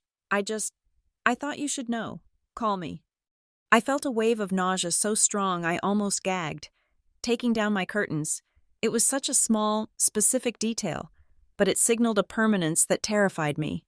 You do not take down curtains for a weekend stay. You take down curtains when you are deciding how the light should hit your room. I dialed my mother's number. It rang once, twice. Hello? Her voice was breathless, high-pitched, and laced with a frantic sort of cheerfulness that made my skin crawl. "Mom," I said. My voice sounded strange to my own ears. Flat, low, devoid of any warmth. "What are you doing in my house?" There was a pause on the line, a hesitation that lasted less than a second before she launched into the narrative she had likely been rehearsing all afternoon. "Oh, Julia, thank God you called. We have been trying to reach you all day. It has been absolute chaos here, total chaos. What are you doing in my house?" I repeated, cutting through her noise. "Honey, you have to understand, we had no choice. It was an emergency, a real emergency. Emily's landlord, that horrible man, he showed up this morning and said they had to be out immediately. Not Monday. Today. Can you imagine? Throwing a mother and children out on the street with no notice? That is illegal." "Mom," I said, "a landlord cannot evict on zero notice." "Well, he did," Linda cried, her voice rising to a wail. "And we tried to call you. We called and called. Julia, but you were off at your fancy retreat with your phone locked away. What were we supposed to do? Leave Leo and Mia on the sidewalk? You could have taken them to your house." I said, "Our house is a construction zone." Linda lied. "We are painting the hallway. The fumes are toxic. We couldn't have the baby there. And we knew you had all this empty space. And the key. Thank God Mark found that key. It was a miracle." "Really, it was not a miracle." I said, "It was theft. You stole a key I gave Dad 5 years ago. We didn't steal anything. We used a family resource to prevent a tragedy." "Why are you being so cold? We are talking about your flesh and blood having a roof over their heads tonight." "Tonight?" I asked. "Just tonight?" "Well, until we get things sorted," Linda said, her voice dropping to a vaguer, softer register. "Just until they get on their feet." I heard a scuffle on the other end of the line, and then Emily's voice came on, sharp and defensive. "Julia? Look, stop grilling Mom. She is stressed out enough. Emily," I said, "how much of your stuff is in my house?" "What? Lila said she saw a mattress. How much did you move in?" Emily let out a scoffing laugh. "Does it matter? We had to clear out the apartment. Jules, we couldn't just leave our stuff on the curb. Most of the furniture is in the garage. We just brought the essentials inside. The beds, the TV, the kids' toys. Essentials," I repeated. "And the mail," she added casually, as if it were an afterthought. "I went online and updated our forwarding address to your place, just so nothing important gets lost in the shuffle. You know how the post office is." The world stopped spinning for a second. "You did what?" I whispered. "I forwarded the mail," she said, speaking slowly as if I were simple. "It is standard procedure when you move. Julia, you moved my address to your name?" "I forwarded our mail to where we are living," she corrected. "God, why are you making this such a big deal?" "It is just paper." It was not just paper. I knew enough from my brief consultation with the attorney to know that receiving mail at an address was a primary way to establish residency.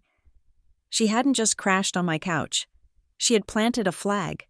She was building a paper trail of tenancy before the first night was even over. "You need to leave," I said. The words came out trembling with rage. "Right now, you, Nate, Mom, Dad, get out of my house." Emily laughed. It was a harsh, incredulous sound. "You are joking, right? You are seriously going to kick your own family out? In the dark? With 2 crying kids? You are trespassing." I said, "I am your sister," she shouted, "and this is a 3-bedroom house that you live in all by yourself. You don't even use the rooms. Julia, you have a guest room that sits empty for months. You have a garage that has nothing in it but a car. You are acting like a selfish brat." "I am driving back." I said, If you are not gone when I get there, I am calling the police again. Call them, Emily challenged. They were already here. They saw we had a key. They wished us luck. You can't throw us out. Julia, we live here now. She hung up. I stood on the balcony, staring at the phone. We live here now. I turned around and walked back into the lodge. The warmth of the lobby hit me, smelling of wood smoke and expensive whiskey, but I felt like I was made of ice. I found David in the lounge. He was laughing with the VP of marketing, a drink in his hand.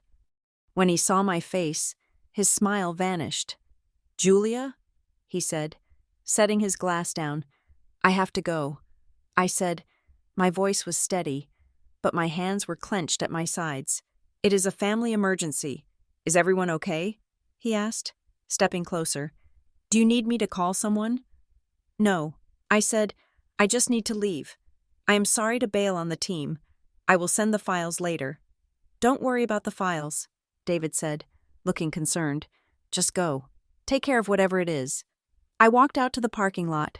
The gravel crunched under my boots, sounding like crushing bones. I got into my car, threw my bag onto the passenger seat, and keyed the ignition. The GPS lit up. Riverton, 2 hours and 15 minutes. I pulled out of the lot, tires spinning slightly on the loose stone, and hit the highway. The drive was a blur of darkness and oncoming headlights. I didn't listen to the radio or a podcast. I drove in silence, the hum of the engine the only sound, while my mind replayed the last 6 months on a loop. I saw every interaction, every comment, every joke, in a new, harsh light. I thought about the Sunday dinners, Mark asking about the square footage. It is a blessing for the whole family. That wasn't a compliment. It was an assessment of assets. I thought about Linda's guilt trips. We sacrificed so you could succeed. She wasn't reminiscing. She was calculating the return on investment. In their minds, they had bought shares in Julia Inc.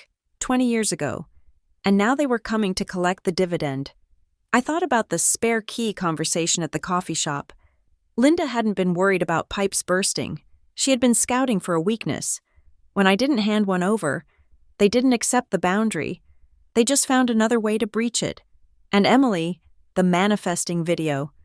The sudden eviction that coincidentally landed exactly on the weekend I was locked in a conference room without a phone. It wasn't desperation. It was a heist. They had waited for my schedule to clear the path. They had weaponized my own responsibility, my need to be at work, my need to follow rules, against me. I gripped the steering wheel so hard my fingers ached. I had been playing a game of boundaries and respect, while they were playing a game of possession and dominance. I passed the sign for the Riverton city limits at 8:45. My heart was hammering against my ribs, a frantic, bird-like rhythm. I turned onto Maplewood Drive. My street was quiet. Most of the houses were dark, the blue glow of televisions flickering in windows. Then I saw my house. It was lit up like a carnival. Every light on the first floor was blazing. The porch light was on. The garage door was open. And there, blocking my driveway, was the 26-foot rental truck. It was parked crookedly, one wheel up on my lawn, my carefully sodded, expensive lawn, crushing the dormant grass. I pulled my car up to the curb. Parking behind the truck, I turned off the engine and sat there for a moment, just breathing. In, out, in, out. I was not going to scream. Screaming was what they wanted. Screaming made me the hysterical daughter. Screaming made it a family fight. I reached into my bag and pulled out the manila folder I had brought from the law firm, the Henderson Living Trust. I stepped out of the car. The night air was cold. I walked up the driveway, past the open garage. I glanced inside. It was packed. Boxes stacked floor to ceiling, a stained mattress leaning against my tool bench, a bicycle with a flat tire resting against my car door. I walked to the front door. It was propped open with one of my dining room chairs. I stepped over the threshold. The smell hit me first, fried onions and stale grease. It was the smell of my parents' house, a smell I had spent 10 years scrubbing off my skin, and now it was embedded in my walls. The living room was a disaster zone. There were boxes everywhere, The floor was littered with plastic toys, Legos, dolls, a plastic racetrack. The TV was blaring SpongeBob SquarePants at a volume that shook the windows. And then I saw it. My favorite print, a limited edition abstract lithograph I had bought in Chicago for $600, was lying face down on the floor near the hallway. It had been taken off the wall. In its place stood a cheap, particle board shelving unit that leaned precariously to the left, filled with Emily's DVDs and knickknacks. They hadn't just moved in, they were redecorating. I walked into the kitchen. They were all there, sitting around my island, eating pizza from boxes that were greasing up my granite countertops. Mark was drinking a beer. Linda was wiping Mia's face with a paper towel. Emily was scrolling on her phone. Nate was staring at the floor.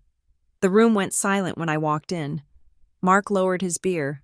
"Julia," he said, his voice carrying a forced, jovial note. "You are back early. We didn't expect you until Sunday. Get out," I said. My voice was not loud. It was deadly quiet. Linda stood up, wiping her hands on her pants. "Now, Julia, don't start. We are all tired. The kids are finally asleep. Let's just sit down and talk about this like adults. There is nothing to talk about," I said. "You are trespassing. You broke into my house. We did not break in," Emily snapped, swiveling on her stool. "We used a key Dad had. That implies permission. Julia, ask any cop." "I didn't give you permission," I said. "I explicitly told you no. In writing, 3 days ago." "Well, circumstances changed," Mark said, setting his beer down on my counter without a coaster. It left a wet ring. Emily needed help. We made an executive decision.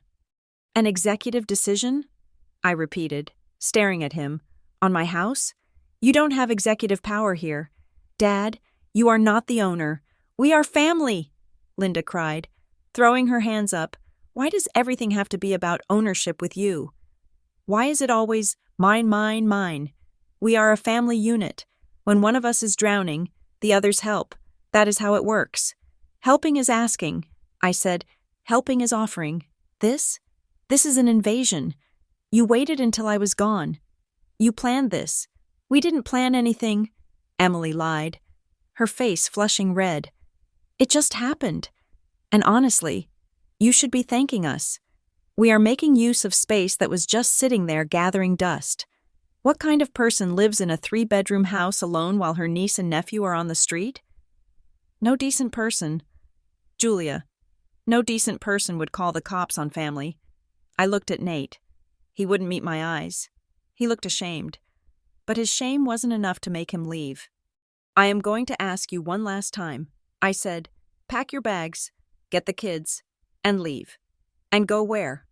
Mark demanded, his voice hardening. "It is 10 o'clock at night. You want them to sleep in the truck? Is that what you want?" "I want them out of my house," I said. Mark shook his head, looking at me with deep disappointment. "You have changed. Julia, that money, that job, it has made you cold. You have forgotten where you came from. You think you are better than us now? You think you are too good to help your sister?" I didn't answer him. I didn't defend myself. I knew that trap. If I defended myself, I was validating their accusation. I walked to the table and cleared a space, pushing aside a greasy pizza box. I placed the manila folder on the granite. "What is that?" Linda asked, eyeing the paperwork suspiciously. I opened the folder. The first page was the deed of trust. The second was the transfer document I had signed just before leaving. "This," I said, tapping the paper, "is the deed to this property." Mark scoffed. "We know you own the house. Julia, we aren't disputing that." "Actually, I don't," I said. The room went quiet. "What?" Emily asked. "I don't own this house," I said calmly. "The Henderson Living Trust owns this house." I pointed to the line on the document. "Owner, Henderson Living Trust. Trustee, Julia Marie Henderson." "So?" Mark said. "That is just legal mumbo-jumbo. It is still your house. It means," I said, "that this property is held by a legal entity, and as the trustee, I have a fiduciary duty to protect the assets of the trust. Allowing unauthorized occupants to establish tenancy without a lease is a violation of the trust's terms. It exposes the asset to liability. I was using big words. I was using their language against them. Not the language of emotion, but the language of authority. And I continued, because the trust owns the property. I am legally obligated to remove trespassers to protect the title. I pulled out my phone. I am calling my attorney.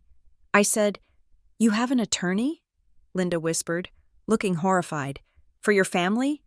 I dialed the emergency number for Parker Wolf. Elias Thorne had given it to me. "Use this if they show up," he had said. I put the phone on speaker and set it on the folder. It rang 3 times. "This is Elias Thorne." His voice was crisp, professional, and loud enough to fill the kitchen. "Mr. Thorne," I said, "this is Julia Henderson." "Julia," he said, "it is late. Is there a problem?" "I am at the property." I said, "I have found unauthorized occupants inside the house. They have moved furniture in and refused to leave. They are claiming implied permission because they used an old spare key that was not returned." I looked at Mark. He was staring at the phone, his mouth slightly open. "I see," Thorne said. His voice was like a gavel striking wood. "Are these the relatives we discussed?" "Yes." "All right. Listen closely. Julia. And if they are listening, they should listen closely too." The room was deathly silent. Even the refrigerator hum seemed to stop. "You have the deed of trust?" Thorne asked. "Yes. It is on the table." "Good. That property is sole and separate. There is no implied permission for tenancy based on a familial relationship. Especially given your prior written communication stating they could not move in. That text message you sent is legally binding notice." He paused. "If they have not signed a lease, and if they have entered without your express consent during your absence, they are committing criminal trespass. The fact that they used a key that was not given to them for this purpose constitutes unauthorized entry." I watched Emily's face. The smugness was draining out of it, replaced by a flicker of fear. "My advice," Thorne continued, his tone brokering no argument, "is to issue a verbal and written notice to vacate immediately. If they do not vacate, you are to call the police and request a report for trespassing. We will then file an emergency unlawful detainer action on Monday morning, and we will sue for damages, legal fees, and the cost of any restoration to the property." He let that hang in the air. "Sue for damages. Do you want me to speak to them?" Thorne asked. I looked at my parents. Mark looked pale. Linda had her hand over her mouth. "No," I said. "I think they heard you. Call me if the police need me to verify ownership." Thorne said, "Good night, Julia." I tapped the red button. The silence that followed was heavy, suffocating, and absolute. I looked at my father. "You heard him," I said. Mark looked at the pizza box. He looked at the beer bottle. He looked at Emily, who was now hugging herself as if she were cold. He didn't bluster. He didn't yell. He looked, for the first time, like a man who realized he had walked into a trap he didn't understand. I reached into my bag and pulled out a notepad and a pen. I wrote quickly. "Notice to vacate. To Emily Henderson and Nate Davis. You are hereby notified to vacate the premises at 422 Maplewood Drive immediately. Date, October 24th. Signed, Julia Henderson, Trustee." I tore the page out and slid it across the island toward Emily. It made a dry, rasping sound against the granite. "You have until tomorrow morning at 8 o'clock, I said. "If you are not gone, the police come back, and this time, with the lawyer on the phone, they won't just wish you luck." I picked up the pizza box from the counter and dropped it into the trash can. "I am going to my room," I said. "Do not disturb me." I walked out of the kitchen, leaving them standing in the wreckage of their own entitlement, staring at the piece of notebook paper that had just ended their invasion. The sun rose over Riverton with a cruel, blinding clarity. It was Friday morning, 7 hours after I had dropped the bombshell of the eviction notice onto my kitchen island. I had not slept. I had spent the night in my bedroom with a chair wedged under the door handle, listening to the muffled, angry whispers rising from the living room below. At 6 in the morning, I showered, dressed in my sharpest blazer and slacks, armor for the battle to come, and printed 2 fresh copies of the notice to vacate I had handwritten the night before. This time, it was typed, formal, and terrifyingly official. I walked downstairs. The living room was a landscape of defeat. Nate was asleep on the sofa, wrapped in a blanket that belonged to my guest bed. Emily was curled up in the armchair. The kids were fortunately still asleep in the guest room. I walked to the front door, unlocked it, and stepped out into the chill morning air. I took a roll of blue painter's tape from my pocket, the only tape I could find that wouldn't ruin the finish I had paid so much for, and affixed the first copy of the notice to the outside of the front door. It fluttered slightly in the breeze, a white flag of war. I went back inside and walked to the kitchen. The noise of the front door closing woke Nate. He sat up, rubbing his face, looking older than his 35 years. I placed the second copy on the coffee table in front of him. "Good morning," I said. My voice was raspy but steady. "It is 8 o'clock." Emily stirred, blinking rapidly. She looked at me, then at the paper. The events of the previous night came rushing back to her, and her face hardened into a mask of pure venom. "You are actually doing this," she spat. "You are actually kicking us out. I am reclaiming my home." I corrected her. I pulled a second envelope from my pocket and set it down next to the notice. "Inside this envelope is a reservation confirmation for the Riverton Oaks Inn." I said, "It is a budget hotel, but it is clean, and it has a kitchenette. I have paid for 7 nights, 1 week." Emily stared at the envelope as if it were contaminated with anthrax. "A motel?" she shrieked. "You are sending your niece and nephew to a motel?" "It is a roof." "Emily," I said, "and I have also printed out a list of 3 local rental assistance programs that offer expedited processing for families with children. I called the first one myself this morning when they opened.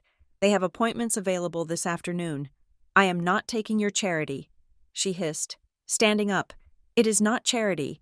I said, "It is a bridge. I am ensuring the children are not homeless, but you cannot stay here." Emily grabbed the envelope and threw it on the floor. "You are cruel."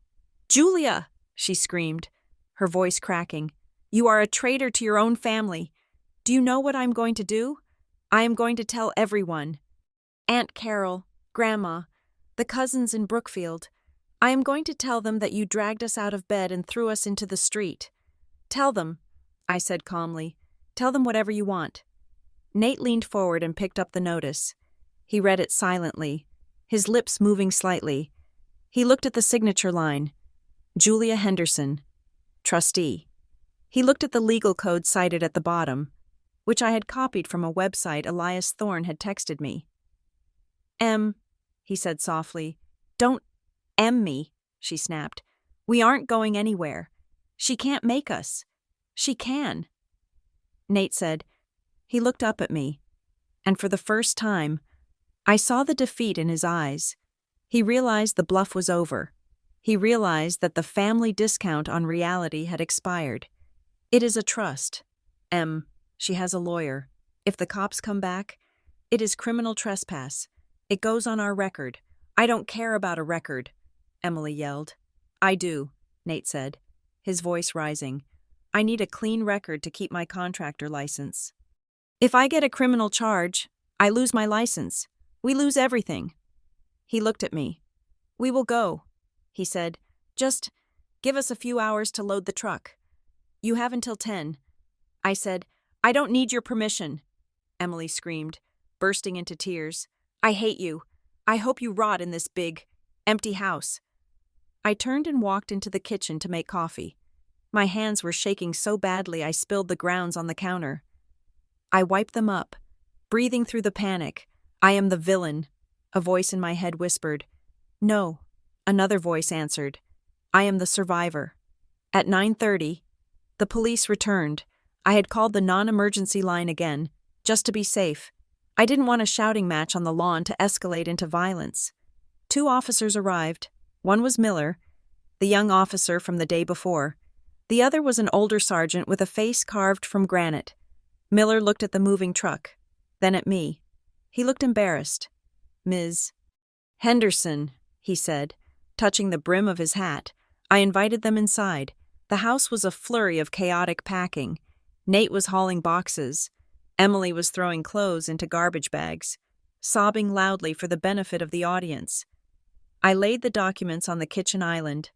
The deed of trust, the time-stamped security log showing the unauthorized entry, the video clip of Mark using the key, and the signed notice to vacate. The sergeant put on a pair of reading glasses and reviewed the papers in silence. He watched the video on my phone. He saw Mark unlock the door. He saw the family enter. He heard the alarm go off. "This was an unauthorized entry?" the sergeant asked. "Yes," I said. "They used a key I gave my father 5 years ago for a different property. I did not give them permission to enter this house." He nodded. He looked at Miller. "This isn't a civil dispute." "Miller," he said gruffly, "this is a trespass. They bypassed a security system." He walked into the living room. Emily was standing there, holding a lamp she had tried to claim was hers. "Ma'am," the sergeant said, "you need to vacate the property. The homeowner has provided documentation that your presence here is unauthorized." "But we are family," Emily wailed. "That does not give you the right to commandeer a residence."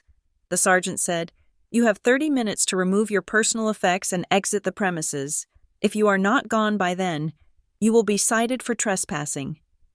Emily looked at Nate. Nate was already carrying a box to the door. He didn't look at her. He just kept walking. The next hour was the longest of my life. I stood by the front door, watching them dismantle the life they had tried to build on top of mine. The mattress was dragged back out. The clothes were shoved into the truck. The food Mark had bought was left in the fridge, a spiteful little gift of spoilage I would have to clean up later. Mark and Linda had arrived in their own car 20 minutes into the process, likely summoned by a frantic text from Emily. They stood on the sidewalk, watching the police officers. They didn't come in. They didn't yell. The presence of the law, distinct and uniformed, kept them at bay. Mark looked at me once, his eyes cold and hard, before turning his back. But it was the children that broke me. Leo, my 5-year-old nephew, wandered down the stairs carrying his backpack. He looked confused. He looked at the empty spot where the TV had been. "Are we leaving? Aunt Julia?" he asked. "Yes, buddy," I said, crouching down. My heart felt like it was being squeezed in a vice. "You guys are going on an adventure, to a hotel with a pool." "A pool?" he asked, his eyes widening. "Yeah," I said, forcing a smile. "It is going to be fun." He looked around the living room. "I liked your stairs," he said softly. "And the big window. I could see the birds. I had to look away." Tears pricked my eyes, hot and stinging. It wasn't his fault. None of this was his fault. He was a pawn in a game his parents were playing, and I was the one flipping the board. "Bye, Aunt Julia," Mia said, waving a chubby hand as Nate carried her out to the truck. "Bye, sweetie," I whispered. By 11 o'clock, they were gone. The truck rumbled down the street, trailing a cloud of exhaust. Mark and Linda followed in their sedan. I closed the front door. I locked the deadbolt. Then I engaged the security system. The silence that filled the house was absolute. It wasn't the peaceful silence of the day I moved in. It was the stunned, ringing silence of a battlefield after the cannons stopped firing. I slid down the door until I was sitting on the floor. I pulled my knees to my chest and cried. I cried for the relationship I had lost. I cried for the niece and nephew I might not see for a long time. I cried because I had won, and winning felt terrible. But as the tears dried, I looked around. The floor was dirty, the walls were scuffed, but it was mine. The air was mine. The silence was mine. I spent the weekend cleaning. I scrubbed the floors on my hands and knees. I threw away the food in the fridge. I repainted the gouge in the hallway wall. I reclaimed the space, inch by inch. I went back to work on Monday. I didn't tell anyone what had happened. I just did my job. 3 days later, on a Thursday afternoon, I received an email that turned my sadness into cold, hard resolve. It was from the property management company of Emily's old apartment complex. The subject line was, Payment Agreement Confirmation. I frowned. I had nothing to do with their apartment. I opened the email. Dear Ms. Henderson, attached, please find the countersigned agreement regarding the assumption of liability for the past due rent and damages for Unit 4B. Per the agreement, we have paused the collections action against Emily Henderson and Nate Davis based on your guarantee of payment. Please remit the first installment of $2,000 by the first of the month. My blood ran cold. Assumption of liability? Guarantee of payment? I opened the attachment. It was a PDF. It was a letter, typed on plain Word document paper. I, Julia Henderson, hereby agree to assume full financial responsibility for the outstanding balance of $5,400 owed by Emily Henderson. And at the bottom, there was a signature, Julia Henderson. It was a scrawl. It looked vaguely like my signature, but the loops were wrong. The J was too sharp. It was a forgery, a clumsy, desperate forgery. I looked at the header of the email chain included in the PDF. The original email sending the document had come from Linda H_family_provider, .net, my mother, She had forged my signature, She had written a letter claiming I would pay Emily's debts, scanned it, and emailed it to the landlord from her own account, pretending to be me. She had tried to saddle me with $5,000 of debt without my knowledge. I didn't scream. I didn't cry. I felt a strange, icy calm settle over me. This was the smoking gun. This was the proof that their entitlement wasn't just emotional. It was criminal. I printed the email. I printed the attachment. I drove straight to Parker Wolf. Elias Thorne looked at the document. He looked at the email header. He took off his glasses and rubbed the bridge of his nose. This is fraud. Julia, he said quietly. Straight up. Forgery. Attempted wire fraud since it was sent electronically. Can they enforce it? I asked. No, he said. It is easily disproven. The email origin is from your mother's account, not yours. The signature is a forgery. We can draft a cease and desist to the management company and explain the fraud. They will drop it and go back after your sister, but... My mother did this. I said, yes, he said, and to protect yourself from future liability. Credit cards opened in your name. Loans, other guarantees. You need to file a police report. Arrest my mother? I asked. The thought made my stomach churn. You don't have to press charges to the point of a trial. Thorne explained, but you need a paper trail. You need an official police report stating that your identity was compromised by these individuals. If you don't have that report, the next time they do this, and they will do this again, the creditors might not believe you. You need to immunize yourself. I filed the report that afternoon. I sat in the precinct, the same one Officer Miller worked out of, and explained that my mother had forged my signature. The officer took it down. He gave me a case number. I felt like I was cutting off a limb, but I knew the limb was gangrenous. 2 days later, on Saturday, was the family gathering in Brookfield. It was my cousin Sarah's 30th birthday. It had been on the calendar for months. Under normal circumstances, I would have skipped it. I would have hidden in my house, but Emily's threat was ringing in my ears. I am going to tell everyone. I knew they would be there. I knew they would be spinning a tale of victimhood so elaborate it would make Shakespeare blush. I needed to be there. I needed to control the narrative.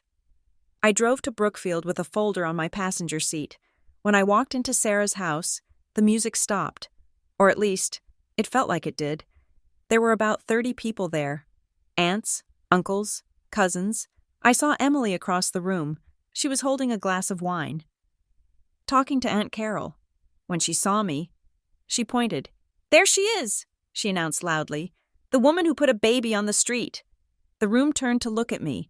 The silence was thick with judgment. I could hear the whispers. Selfish, cold, rich and heartless. Linda was there, sitting on a sofa, looking frail and martyred. Mark was standing by the cooler, staring at the floor. Julia, Aunt Carol said, stepping forward. Her face was stern. We were just hearing about the situation. I have to say, I am shocked. We raised you better than that. I walked into the center of the room. I didn't look at Emily. I looked at the family. You heard one side. I said, my voice was calm, projecting to the back of the room. Would you like to see the truth? I opened my folder. I didn't shout.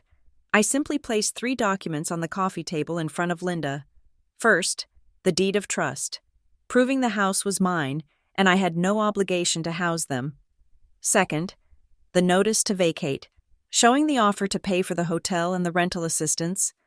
Third, and most importantly, the email from the landlord with the forged letter. I watched as Aunt Carol picked up the email. She squinted at it. What is this? She asked. That, I said, is a letter forgiving Emily's debt and assigning it to me. It is signed with my name, but if you look at the top, you will see it was emailed from Mom's account. Carol looked at Linda. Linda went pale. Linda? Carol asked.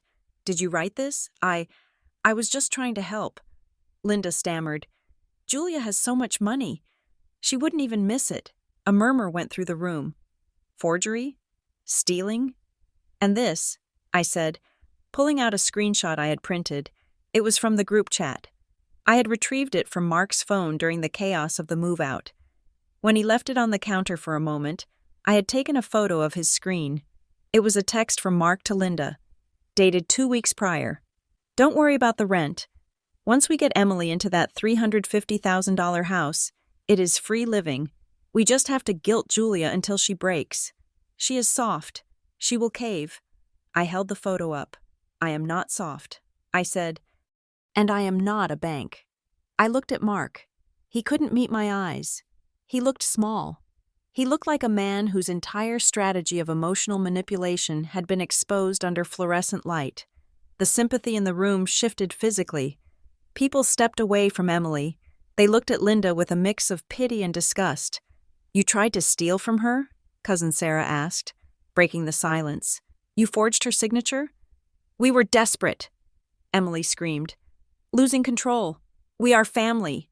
Family shares. Family doesn't steal. I said, family doesn't break in. Family doesn't lie. I picked up my folder. I am leaving now. I said, I just wanted to make sure the record was corrected. I walked out. No one stopped me. No one chased after me. I sat in my car in the driveway. My hands were finally steady. I took out my phone. I opened the messaging app. I created a new group chat with Mark, Linda, Emily, and Nate. I typed for 10 minutes.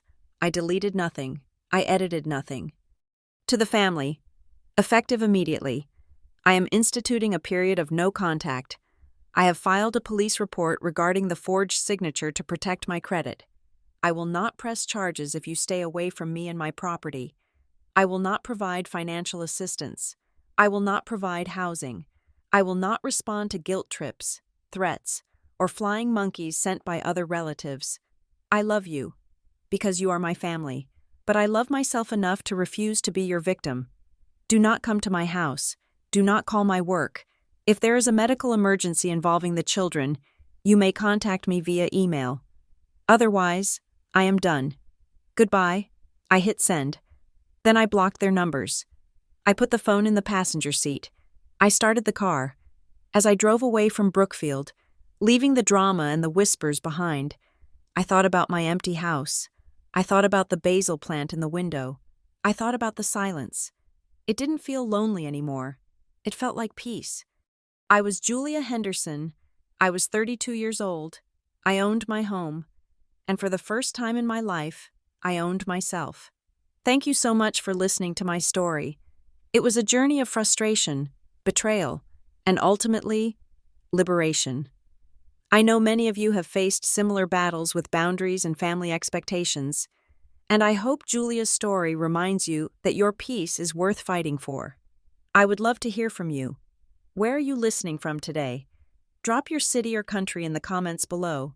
And please, tell me in English, do you think Julia was too harsh, or did she do exactly what needed to be done? I read every comment, and I am dying to know your thoughts. If you enjoyed this story, please make sure to subscribe to Revenge Stories. I have hundreds of stories from my 100 years of experience that I can't wait to share with you. Until next time, Keep your boundaries strong and your locks changed.